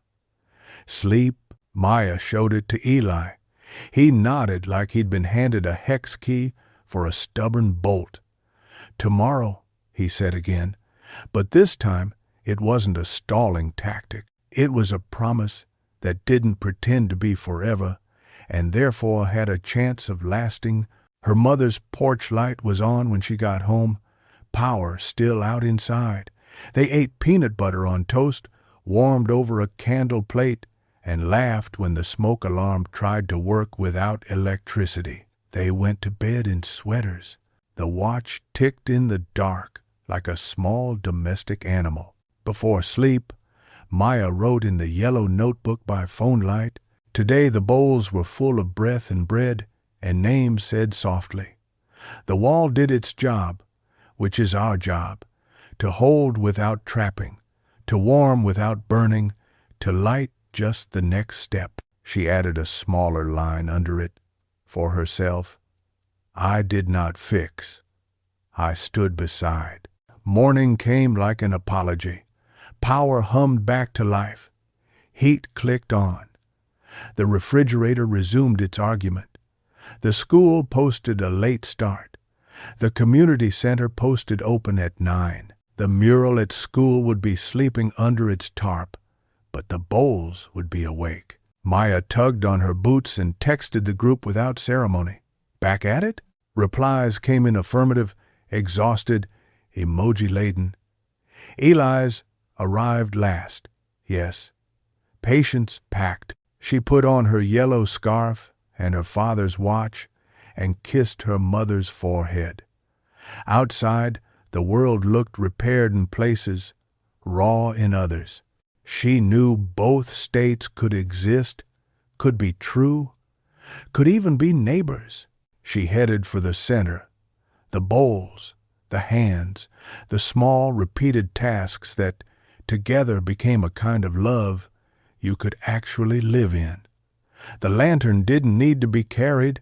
It was already there, painted on a wall 2 miles away and practiced now in the bones of everyone who had stood near it. Chapter 9. The Weather That Had Our Names. Monday returned with edges. Streets wore the uneven geometry of plows. Driveways were small essays in effort. The school start was delayed 2 hours, as if the day had asked for permission. Maya tied on the yellow scarf, adjusted her father's watch, and met her mother in the kitchen, where the kettle sang like a kettle always does workaday faithful. "Center again after class?" her mother asked, spooning honey like it was medicine. "Yeah," Maya said. "They were full to the door yesterday. Director Ahmed says today will be the slow kind of busy." Her mother nodded, then hesitated. "I checked on Mrs. Lang last night. She had candles in every room. It looked like a religious service for electricity." A smile flickered. "She asked about you." Maya poured tea. "I'll stop by after, if I can." The walk to school was the kind you count in careful steps, the air wanting your attention. At the courtyard, the tarp draped the mural like an oversized coat. The camera's red dot winked awake again, stubborn and bean-sized. "Mr." Lynn was already there, gloved, stamping his feet for circulation. He looked like a benevolent snowman with a clipboard. "Good morning, hearts," he said. "We'll keep the tarp up until the sun decides to participate. Late start means short sessions. Make 'em count." They did.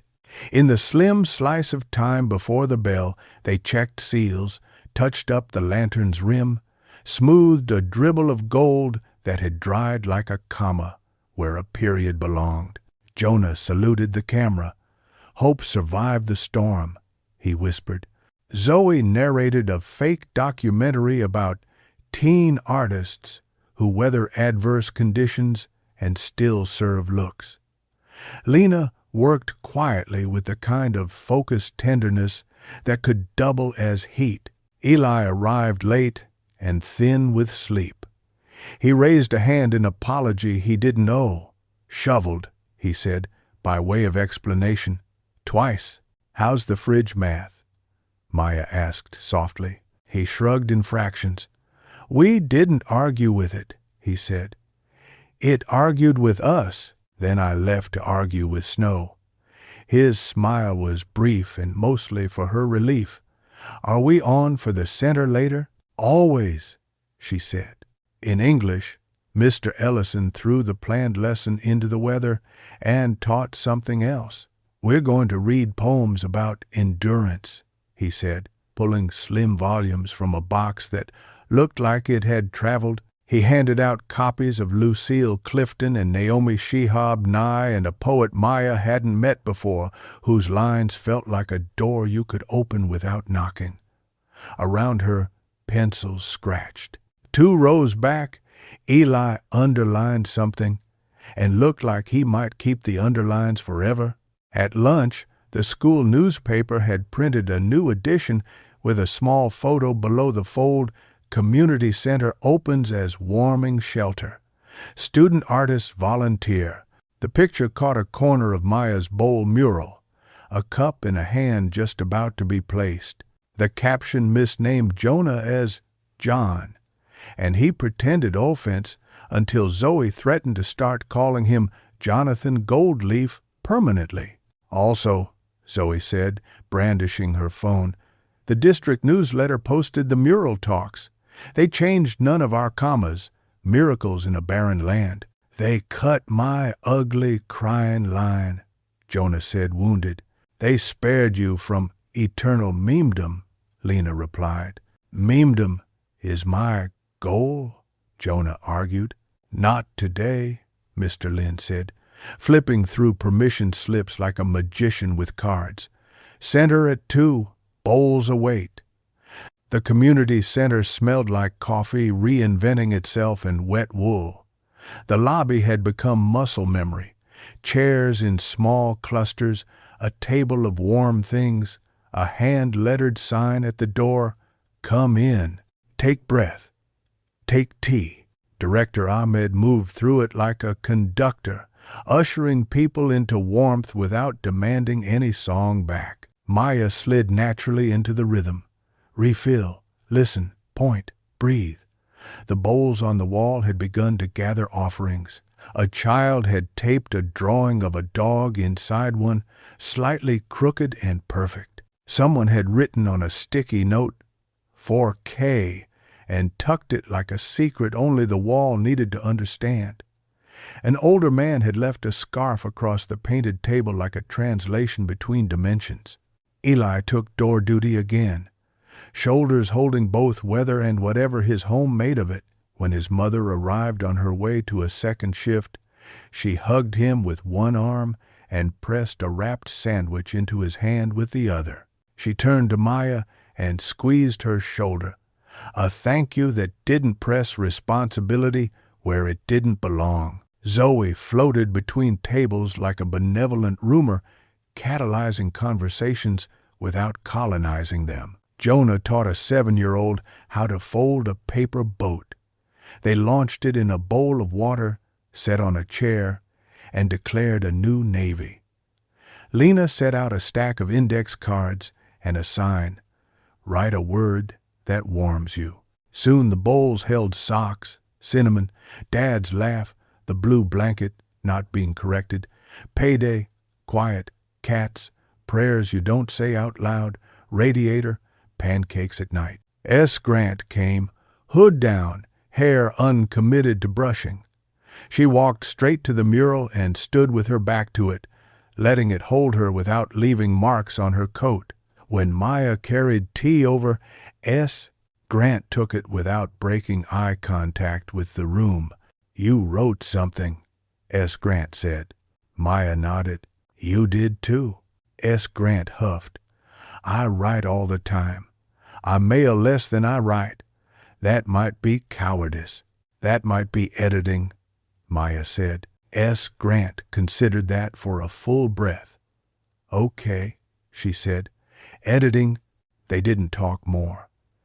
They stood in the kind of near silence that becomes a resource when you learn not to be afraid of it. An hour later, Mrs. Lang appeared in 3 scarves and the coat from a decade when coats were made to outlast things. You have heat and chairs and young people, she announced, pleased. All the crucial elements. She sprinkled a handful of wrapped candies into a bowl and said to no one, "Sugar as coping mechanism." "I approve." Say. Maya introduced her to Director Ahmed, then settled Mrs. Lang near the radiator like placing a plant that needed southern light. "Your father would have adored this," Mrs. Lang said, patting Maya's hand. "He would have forgotten to eat and pretended to remember." "I brought oranges," Maya said. "I learned." They peeled them together, the scent sharp and complicated. Across the room, Eli helped a man print a form from an email on a library computer. He hovered beside the chair, neither condescending nor impatient. When the printer coughed out the page, the man shook his hand like gratitude was a currency he trusted to hold its value. At 3, Mr. Greer walked in. He had on a parka that made him look less like a rule and more like a person who had also lost power and tolerance for cold. His smile was still capable of being a lid, but today it was closer to a bowl turned upward. "Mr. Lin," he said, nodding. "Students." "Mr. Greer," Mr. Lin returned, neutral as a true thing. Mr. Greer scanned the room. The bowls, the chairs, the heater humming, the sign that said "free" with a little heart drawn by someone who forgot it would be political. He approached the mural and stood at the thin gold seam near the baseboard, the one almost no one noticed. He bent a fraction, then straightened. "This is good," he said, the word small and not stingy. "Thank you," Maya said, surprising herself by speaking. "It's for when people need a place to put their hands." He looked at her, and something he held tightened, then let go. "I suppose I'm here to say that the board appreciates your civic engagement," he began, and then winced, hearing himself. He tried again. "I heard you were needed. I brought some extension cords." He lifted a canvas tote that had definitely never carried groceries, and Maya saw 3 coiled cords inside like bright domestic snakes. Mr. Lin took them with a sincerity that made them glow. "Thank you," he said, and Mr. Greer looked both relieved and uncertain of what to do with his hands. "Coffee?" Zoe offered, and Mr. Greer, surprised into honesty, said, "Please," and sat where he could see the room without being seen by it. By late afternoon, the traffic thinned to a manageable hum. Lena set a shorter chair near the wall and wrote a new sign in block letters, "Leave a note for later." People tucked folded paper beneath the painted bowls like a tradition they had always known. Eli drifted back to Maya's orbit, the look on his face that meant he'd had to swallow a hard moment and it had stayed down. "Walk?" he asked again. They stepped into the cold that had sharpened while they were busy. The sky wore that winter blue that seems to reflect a season rather than the Sunday, their breath unspooled like laundry line. They walked toward the river without naming it. "My mom asked if I wanted to come home with her or stay to close," he said. I said stay. "You chose your weather," Maya said. He nodded. "We had a good hour this morning, and by good I mean no doors had opinions. I don't know what tonight will be, but I know what this is." He motioned loosely at the center's corner lights and the glowing windows of a neighborhood recalibrating. "Here is a name we keep choosing," she said. He exhaled. Long. "Can I tell you something not for you to fix?" "Yes." "I find myself inventing tests for people without telling them I've done it. If they pass 3 imaginary ones, I let them see an actual thing." He shook his head. "It's ugly. I'm trying not to," she considered. "What if you make the tests a welcome mat instead? Like, if they step on it, it's because they want to come in." He laughed quietly.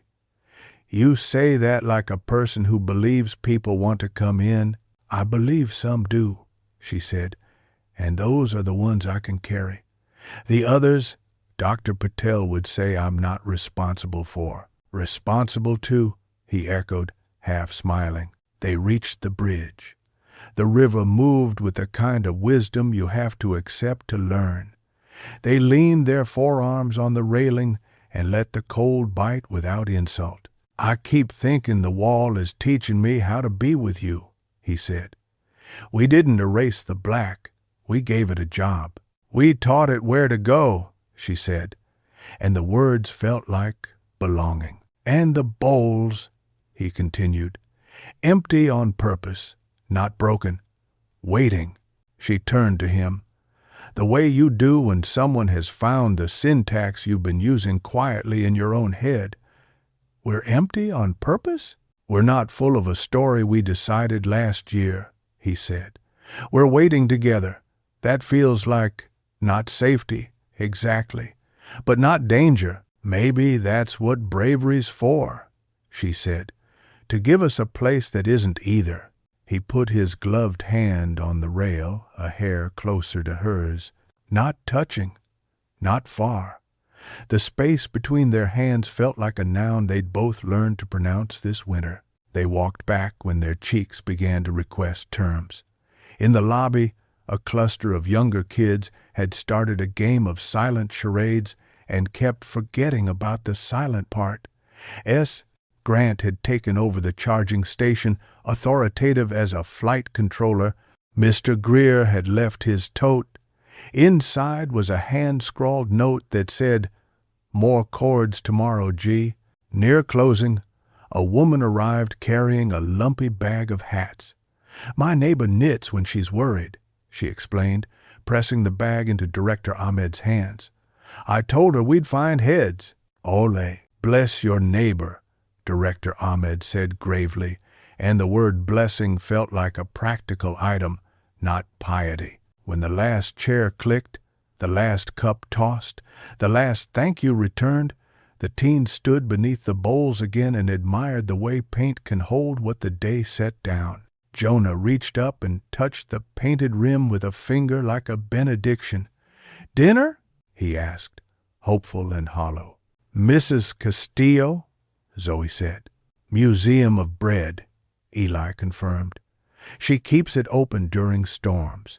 Mrs. Castillo's bakery was a rectangular lung of warmth that smelled like survival, dressed as pastry.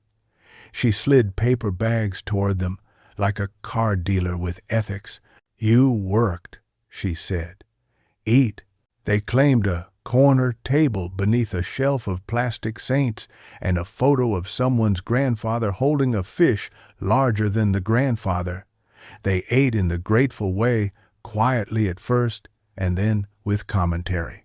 Zoe declared that croissants cured seasonal affective disorder.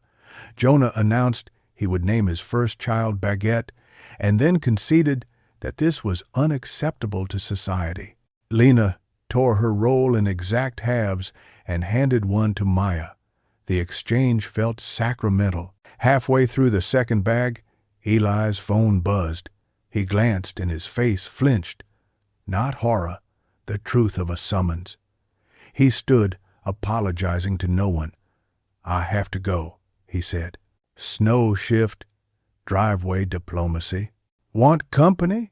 Maya asked, breaking their rule and then hearing herself do it. He met her eyes, softer than the question. No, he said, but tomorrow? The wall? The center? Yes, she said, and the word felt like a lighthouse that didn't claim to be the Sunday.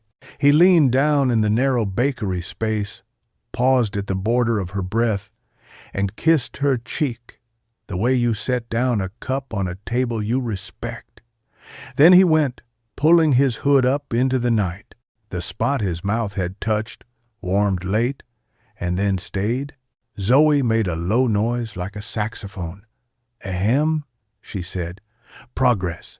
And quiet, Maya said.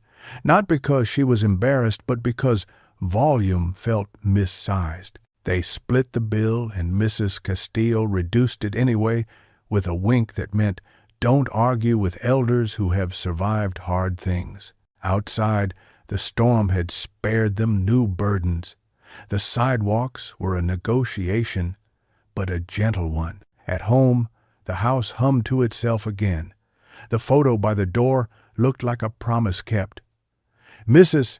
Lang called at 9 to report that her power was back, and she'd lit a candle anyway because it made the room remember. Dr. Patel texted a single line that arrived like a small, perfect tool at the right moment. "You can love someone and not hold their weather." Maya wrote it in the yellow notebook and underlined weather twice. Sleep came as a book with many bookmarks. In one dream she was carrying bowls, and they kept filling, not heavy, just constant. In another, she was on the bridge again, and the river wrote her name in a script only water knows. She woke once at 3 and listened to the house inventory its sounds: refrigerator, heater, distant wind. Her watch ticked like faith. Tuesday began in standard definition. Buses back on schedule, the tarp tugged aside, the camera blinked reasserting petty authority. Kids clustered at the mural with agitated curiosity. Someone asked if the lantern had a name. Zoe said, "Chris," with such useless confidence that it stuck for an hour. Jonah protested, citing a lack of gravitas. Lena ignored them and added a tiny pencil line to the painted hand that made it look less like illustration and more like offering. Eli arrived on time. His eyes were tired and honest. He squeezed Maya's hand in hello and then let it go, not because the moment didn't want to keep it, but because he had decided for once not to take more than the moment offered. "Gallery visit today," Mr. Lin announced. "Local paper. Try not to describe your work as vibes." "Vibes is my dissertation," Zoe said, affronted. "Use tone," Jonah advised. "Adults like tone. Hand and away." The reporter who came was older than the school journalist but younger than authority, wearing a coat that had seen many assignments and a face that respected teenagers by default. She asked good questions. How did the vandalism change the design? Why yellow? What happens in the gap? Who is the wall for when you're not there to watch it? Maya said, "For whoever needed a wall today." Eli said, "For the version of ourselves who was here yesterday and gets to keep being here tomorrow." Lena said, "For the person in the back who doesn't want to come forward." Zoe said, "For everyone, even Mr. Greer," and then laughed because he had walked up exactly then, and he laughed too, because sometimes the world is generous with timing. After, Mr. Lin clapped once and let them go to class like a general who secretly adores his troops. The day moved along its rails. Maya turned in homework that had not suffered for exhaustion. In history, she raised her hand and said something about mutual aid that made sense to her and, astonishingly, to the room. In calculus, the derivative of a thing felt momentarily like the thing itself, which she suspected might be a metaphor if she could catch it. At final bell, she detoured by Mrs. Lang's. The older woman opened the door wearing one of the knitted hats, purple as an opinion. "Look," Mrs. Lang said, reigning in pride. "Tell your friend who knits for worry that she got the size right." "I will," Maya said, and made a note to tell Director Ahmed to tell the unknown neighbor, "Your hats found heads." Back at the center, they set a new small ritual in motion. Beside the bowls, Lena taped an envelope and a sign. Need a note? Take one. Have a note? Leave one. Maya slipped in 3, written on the back of a grocery list. You are allowed to be new here. The cold is not your personality. You don't have to apologize for what warmed you. She took none. An hour into the shift, a problem arrived. The heater sputtered and sulked. The circuit protested. A row of chargers went dark with the soft drama of outage. A murmur rose. Director Ahmed moved to triage with the weary grace of someone who had called many landlords and made friends with all of them. "Extension cords," Mr. Lynn said, like summoning. "Greer." As if on cue, Mr. Greer appeared, tote heavier, cords tangled with that particular snarl they always learn when stored. He knelt on the floor in his parka and wrestled with outlets like a man auditioning for penance. When the strip lit again, the room applauded without irony. Mr. Greer looked up, embarrassed, and then strangely young. "Thank you," Maya said, and meant it. "Of course," he returned, and sounded like a teacher who had finally remembered his subject. Later, Eli came to stand by the bowls.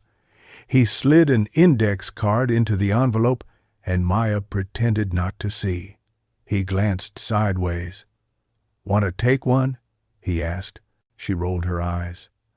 "Only if I can pick blind." He shuffled the cards like futures, held out the envelope. She closed her eyes and drew. She unfolded the card. "Patience isn't a waiting room. It's a chair you put beside someone and sit in." She laughed without meaning to and didn't check whether it was his handwriting. It didn't matter. The sentence had been addressed to both of them. By evening, the center's hum fell to a cat's purr. The last cups were thrown away with reluctant gratitude. A boy with the skateboard asked if he could wipe the table. He did, then hovered, then left, less sharp around the edges. They stood one last time beneath the bowls, a silly, sacred habit now. Jonah said, "We did okay." Zoe said, "We did excellent." Lena said nothing and smiled like light coming through thin curtains. Eli squeezed Maya's hand once, gentle. Outside, the sky carried a different kind of cold cleaner, less performative. The streetlights made cones on the snow where the day had failed to insist on being day.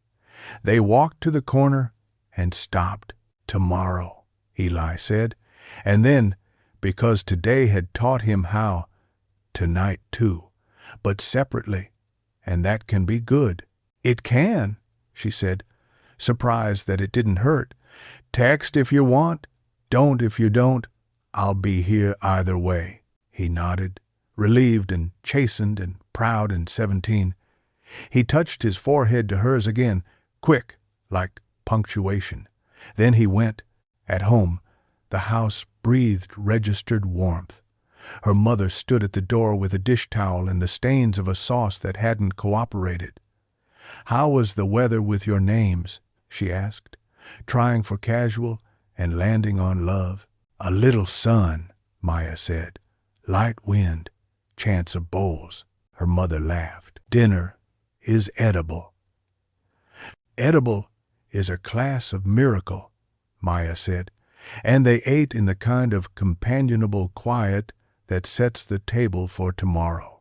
Before bed, she opened the yellow notebook and wrote, "Today the wall taught me what to do with black lines. Give them gold jobs. The bowls taught me what to do with silence. Make it a chair. The people taught me what to do with names. Say them when asked, hold them when not. I am learning to be responsible too, and to let weather be weather." She stared at the words until they stopped trying to be quotes and became instructions. She placed the notebook beside the watch, time and language back to back. When sleep came, it brought no storm, only a hallway with many doors and the sense that she didn't have to open any to keep walking. Somewhere, a lantern burned in an adjacent room, and that was enough to light her step. Somewhere else, a boy climbed his own stairs and did not test the people who loved him. He lay down in a bed that was hard-won and temporary, and he slept. Morning would come like it always does, a contract renewed, and after that, the last chapter, which is never really last. Dedication, bowls, names, hands, breath. The weather was changing, like always. It would carry their names whether they said them or not. They would choose again to say them. Chapter 10, the part where we keep going. The day after the storm decided to be memory instead of headline, the sky showed up as a quiet blue that made people brave enough to believe in sidewalks again. Maya woke before her alarm and lay still long enough to hear the house tell her it was morning. The heater murmuring like a friend in another room, the kettle testing its voice, the mailbox tick as the sun warmed the metal just enough to remind it of summer. She fastened her father's watch and felt it settle against her skin like a sentence that fit in her mouth. The yellow notebook waited on the nightstand. She flipped to a clean page and wrote, "Finish is not the same as end." Then she closed it.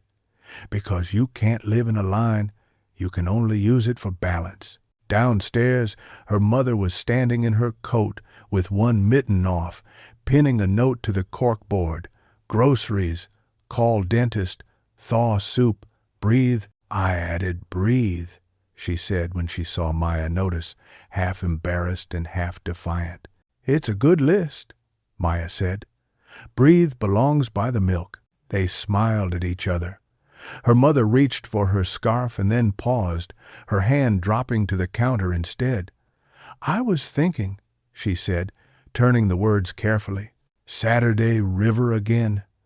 We could bring the good bread, and if you want, we could invite someone. He have backs. Maya thought of the wind holding its breath above the water, of stones skipping according to physics and forgiveness. She pictured Eli's careful eyes, Lena's soft voice inventing names for the color of cold, Zoe's insistence that ducks have excellent PR. She pictured Jonah standing by the rail and teaching the river about gold because everything deserved the story of repair. And she pictured a chair left open because chairs are promises. Let's start with just us, she said. And bread. Maybe next time we bring the world. Her mother nodded. Next time, she said, as if rehearsing the shape of a future that didn't require a vote.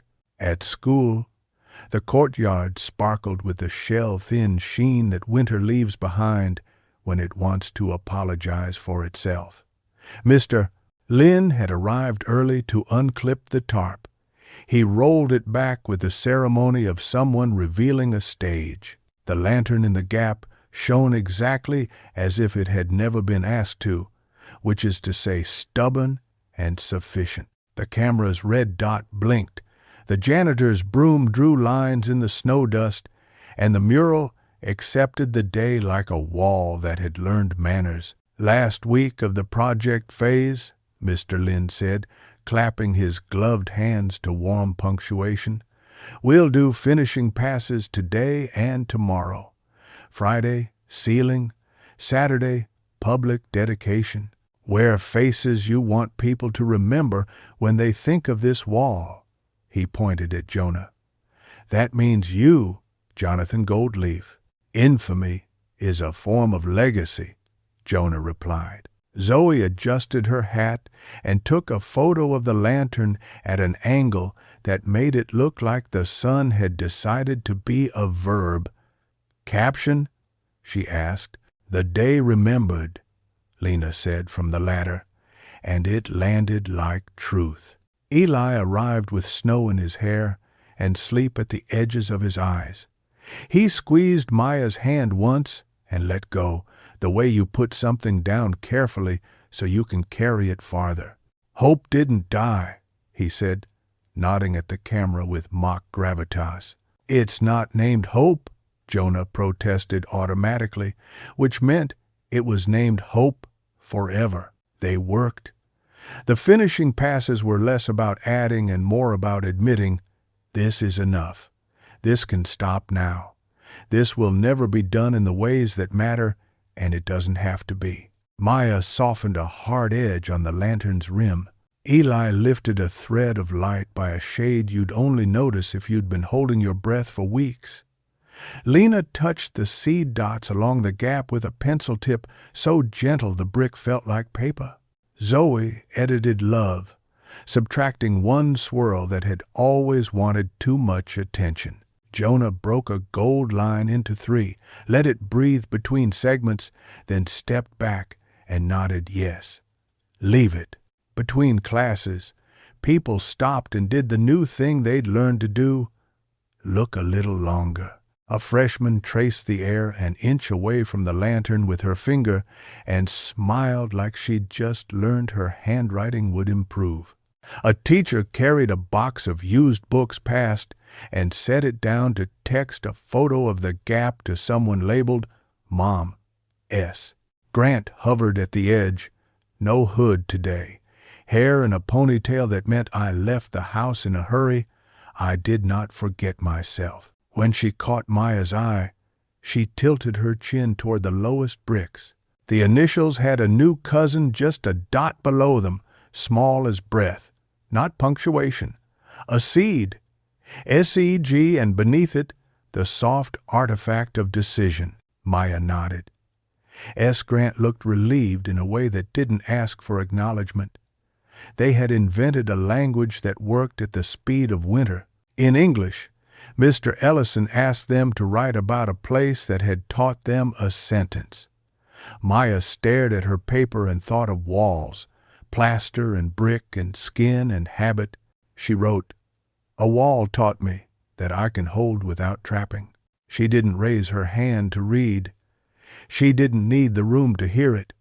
She needed to hear it in her own head and believe it long enough to act like it. After the bell, the art room filled with community center logistics. Director Ahmed had emailed to say they'd be closing the shelter shift by week's end as power stabilized. The lobby would return to lobbying with flyers and classes and the quiet political act of letting people sit. "We can keep the bowls up through the winter," she wrote.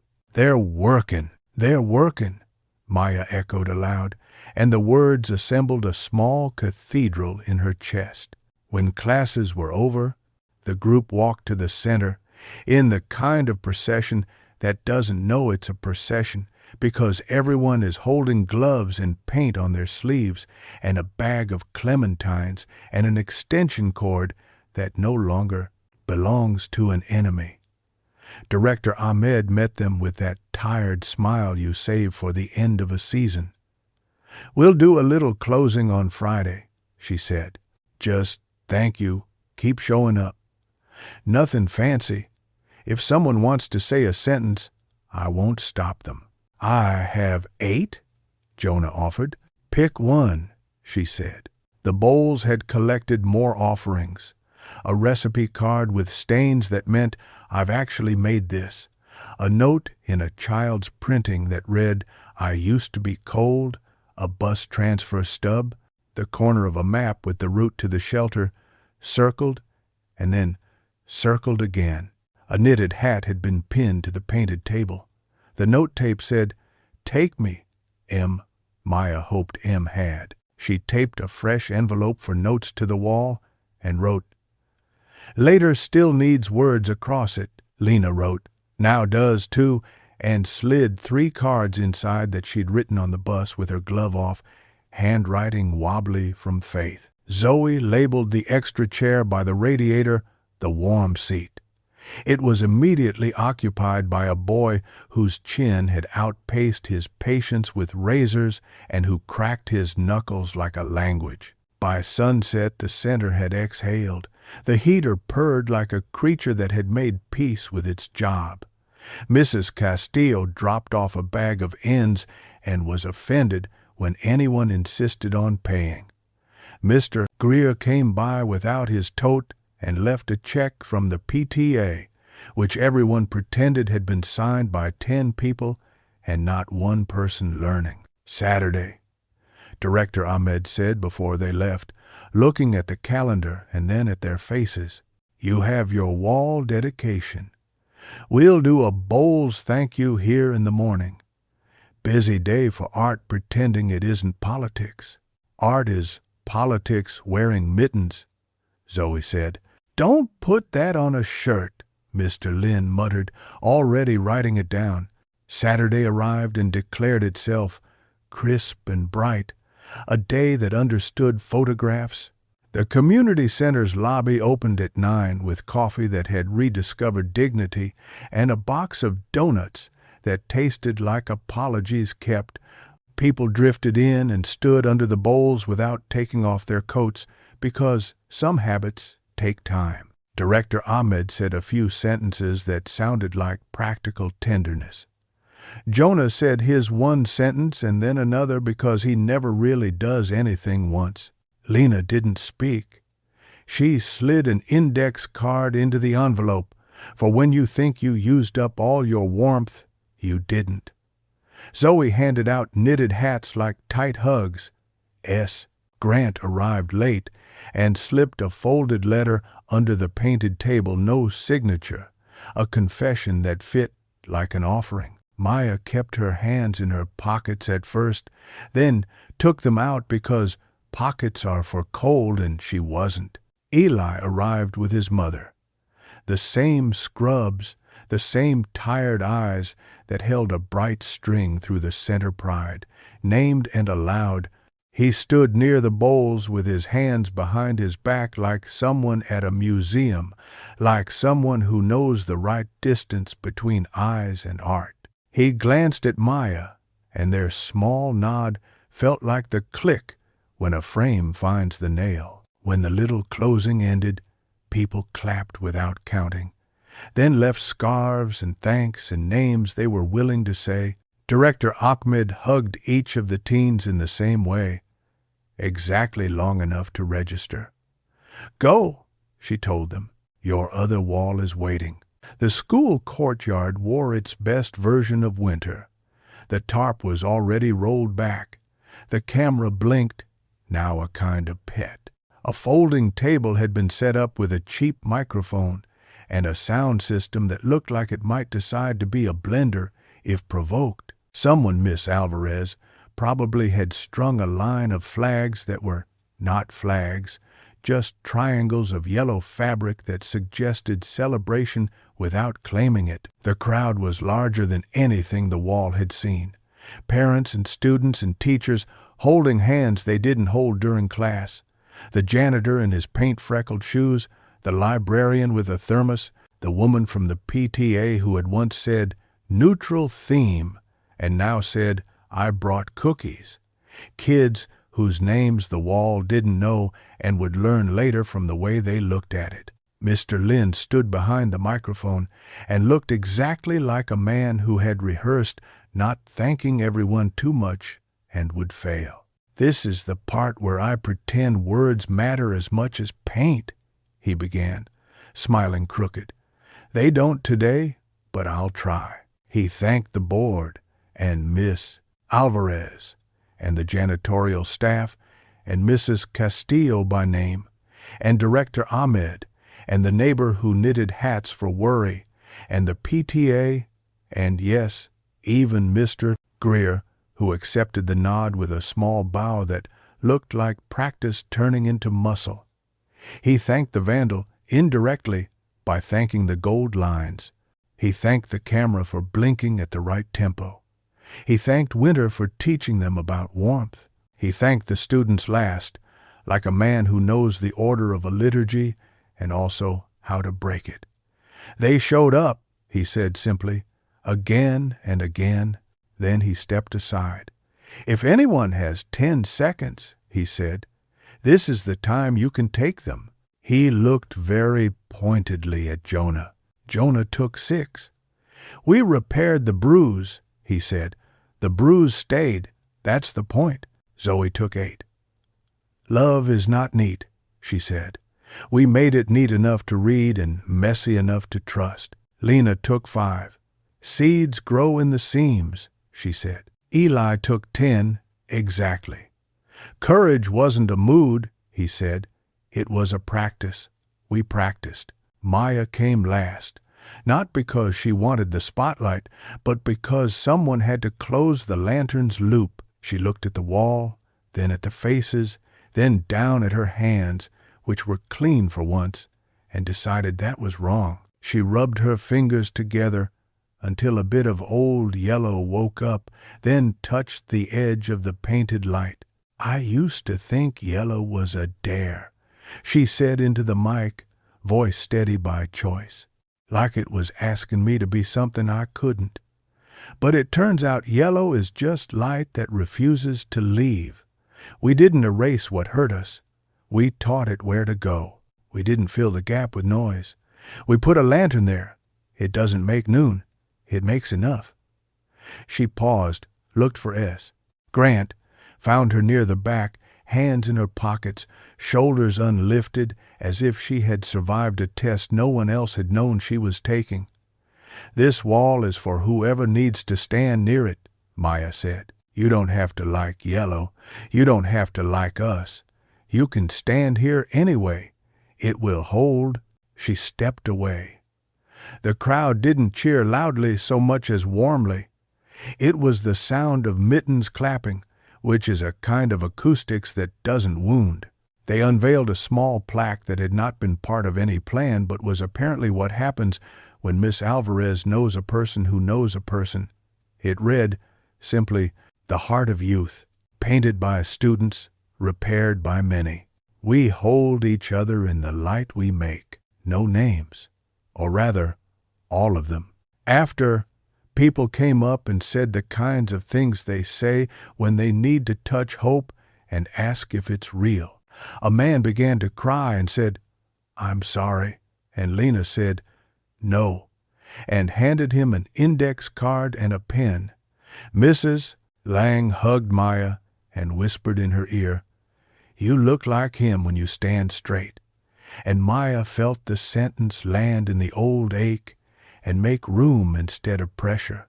Mr. Greer stood awkward near the edge until Zoe dragged him to the center of a selfie, and he laughed, unguarded enough to be useful. The librarian pressed a small book into Maya's hand with a wink poems about weather, ironically.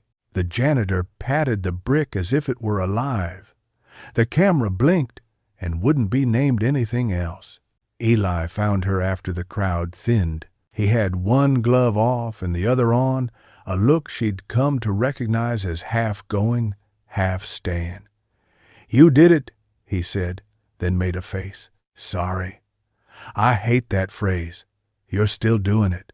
"We did it," she corrected, and the plural felt precisely weighted. He laughed, relieved. "We did." He leaned in without asking because some permissions earn themselves and kissed her on the mouth. Brief, careful, true. It felt like stepping onto a bridge you'd watched being built in public and finding that it held not because it claimed magic but because people had measured wood and rope and weather and decided not to lie. There was a smattering of whoops from somewhere, Zoe, obviously, and the sound turned into a joke and then into the kind of blessing you give without telling anyone you're religious. They cleaned the paint trays out of habit, even though there was nothing left to do to them. Mr. Lynn boxed the brushes and labeled the box, "Used well." Miss Alvarez took photos of nothing in particular because she understood that later the mundane will prove origin. The courtyard emptied. The wall stayed, the lantern stayed, the gap stayed, telling the truth and refusing to be a wound. Because the world doesn't end with dedications, Monday showed up like a Monday. The community center returned to being a building that loved yoga and taxes equally. Mrs. Castillo baked the same bread she baked on Thursdays and also on holidays. S. Grant turned in a letter to the newspaper unsigned that read like a truce with herself. Mr. Greer sent an email to parents that used the word gratitude correctly. Eli texted at 6:41 a.m. shoveled early. "Coffee?" Maya replied at 6:42. "Dentist. Rain check." At 6:43 she added, "You don't have to apologize for weather." At 6:45, "Neither do I." At the dentist, while the hygienist asked questions that no person could answer with instruments in their mouth, Maya stared at the ceiling and thought of the bowls. She realized she didn't need to check her father's watch to know the time of her life, but she was glad to feel it anyway, the second hand doing its job without waiting for applause. After school, she walked to the river alone, not because she needed to be alone, but because the river didn't ask. The water wore its winter name, which is the same as its summer name, pronounced with a different mouth. She picked up a stone without looking for the perfect one, and threw it with a wrist that had learned its rhythm. It skipped once and sank, and she didn't take it personally. She thought about Dr. Patel's office, the plant that had moved 3 inches to the left and survived, the reminder that try is a muscle. She thought about Lena's envelope taped to the wall like a mailbox in a neighborhood that believed in letters. She thought about Zoe's jokes, the way scaffolding can be made of laughter. She thought about Jonah's gold lines, how repair is a choice, and then a practice, and then a way of seeing. She thought about S. Grant's initials, the dot, the seed. She thought about Eli, which is to say, she let herself smile without rehearsing the next sentence. She thought about her mother, who was learning how to say later without meaning never. She thought about her father, Alden, the middle name like a plank in a bridge she could step on when other boards bowed. She put her palm on the railing and, impulse running ahead of self-consciousness, said his name out loud, just once. It sounded like wood and wind and love. When she turned back from the river, the town looked like a place that had been practiced into being. On a telephone pole, someone had taped a flyer with tear-off tabs that read, "Free tutoring, no questions," and half the tabs were gone. A kid skated by in a hat too big for his head and did not fall. A woman carried a stack of mail that included a postcard with a painting of bowls on it and a handwritten, "We kept a seat."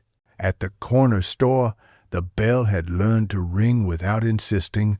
The man in the uniform shirt with the name Patch that had once looked like a boundary waved at her even before he recognized her, which is one way trust looks when it gets shy. "Hey, kid," he said, "that wall of yours, my sister saw it. Sent me a photo. Said it made her breathe." "Good," Maya said, and meant it. "Breathing's underrated." He chuckled. "Tell your friend to stop buying all the gum. We're not a gum museum." "I'll pass it on," she said, already picturing Eli's guilty pockets. At home, the photo by the door stayed taped and true. The thrifted bowl on the table held 3 clementines and a note in her mother's hand. "Back by 6. Proud M." The house had the specific quiet of a place that knows its people are at school or work or river and will come back with shoes to kick off and stories that don't start at the beginning and still make sense. She carried the yellow notebook to the window and sat with the light. She wrote, "How to keep a lantern lit without burning." 1. Feed it stories that don't try to be more than they are. 2. Let other people's hands steady the glass. 3. Don't use it to find forever. Use it to see the next step, she added. Small, the thing she wasn't ready to say out loud except to paper. "I am okay. Even when I'm not, I know where to stand until I am." Her phone buzzed. A text from Eli. "I passed the gum museum. I did not buy gum." Another. River later. She looked at the watch, then at the window, then at the quiet. She typed, "Yes, bring a stone." He sent a lemon emoji and a lantern, and then, because he had learned, nothing else. At the river, they leaned on the railing, and compared the day like notes. He described an argument that had not turned into a war because he had stepped back instead of forward, and she offered him the word truce like a tool. She told him about Mrs. Lang's approval of knitted hats as spiritual technology, and he said he would start a cult and call it the Society for Reasonably Warm Foreheads. They threw stones his skip twice, hers 3 times. Then they clapped for each other like 5-year-olds because grown lives deserve that kind of applause too. "I keep wondering what happens to the wall when we graduate," he said eventually. "The way you say a thing to your own breath first." "It stays," she said. "It forgets us enough to help the next kids. It remembers us enough to stay honest." "That hurts a little," he admitted. "It should," she said. "We're in the important part." He nodded and, after a second, laughed. "You're going to say it's the part where we keep going." "I was going to say it's the part where we learn how," she said, and then couldn't help herself. "But yes, that too." They walked back across the bridge. A town car slowed. Inside, Mr. Ellison waved, then pretended he hadn't, because teachers are contractually obligated to be uncool in the wild. At the corner of the school fence, the camera's red dot blinked, ridiculous and dear. The lantern shone across the courtyard, now part of the map. The bowls in the lobby 2 miles away held notes and drawings, and the steady, patient job of being bowls. Maya stopped near the base of the wall and crouched. The initials were there, small and gold-guarded. Next to them, in a script she recognized because it had learned to trust itself, someone had added a second pair, M.L. Not big, not boastful, near enough to touch. "Is that?" Eli began. She touched the brick with one finger, very lightly, like a blessing that didn't presume the recipient wanted it. "It is." "He didn't say that's not allowed. He didn't say you shouldn't. He said, it fits." "It fits," she echoed, and knew she had not asked the wall for permission so much as she had told herself a truth in public and survived. Evening folded itself into the day without apology. They stood there long enough to be the shape of 2 people near a lantern. Then they went home. At dinner, her mother told a story about a co-worker who'd said, "Circle back." So many times the office had become a carousel. Maya told a story about Jonah earnestly explaining gold to a 2nd grader who cared exactly as much as the cookie in his hand allowed. They ate the good bread, and it was good.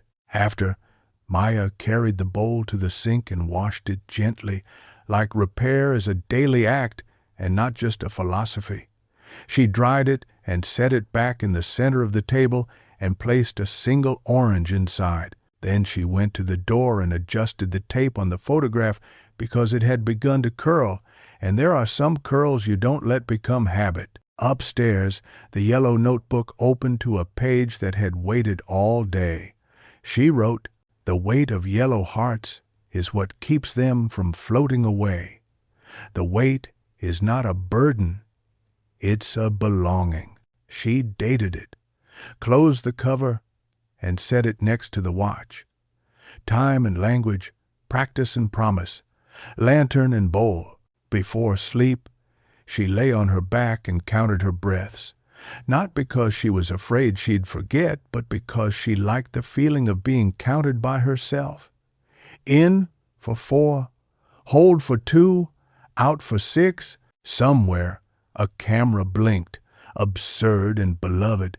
Somewhere else, a wall held a gap that didn't hurt anymore. A boy climbed stairs and didn't test anyone. A girl with a ponytail wrote a letter she decided to mail. A teacher moved a plant 3 inches and celebrated privately. A mother wrote "breathe" on a list and did not cross it out. A watch ticked. A river moved. In the morning, she would meet Eli at the corner store and laugh at something small. She would look at the wall, not every day, but most days. She would write in the yellow notebook sometimes and forget other times, because forgetting is part of how remembering works. She would go to the community center and see the bowls in the lobby, collecting the quiet offerings of people who weren't trying to be anything except warm. She would talk to Dr. Patel and admit things out loud and hear them as truth. She would skip stones and accept one skip days without making them about character. She would be responsible to more people than she was for. The lantern would keep showing up. She would too. It wasn't an ending. It was the part where they kept going.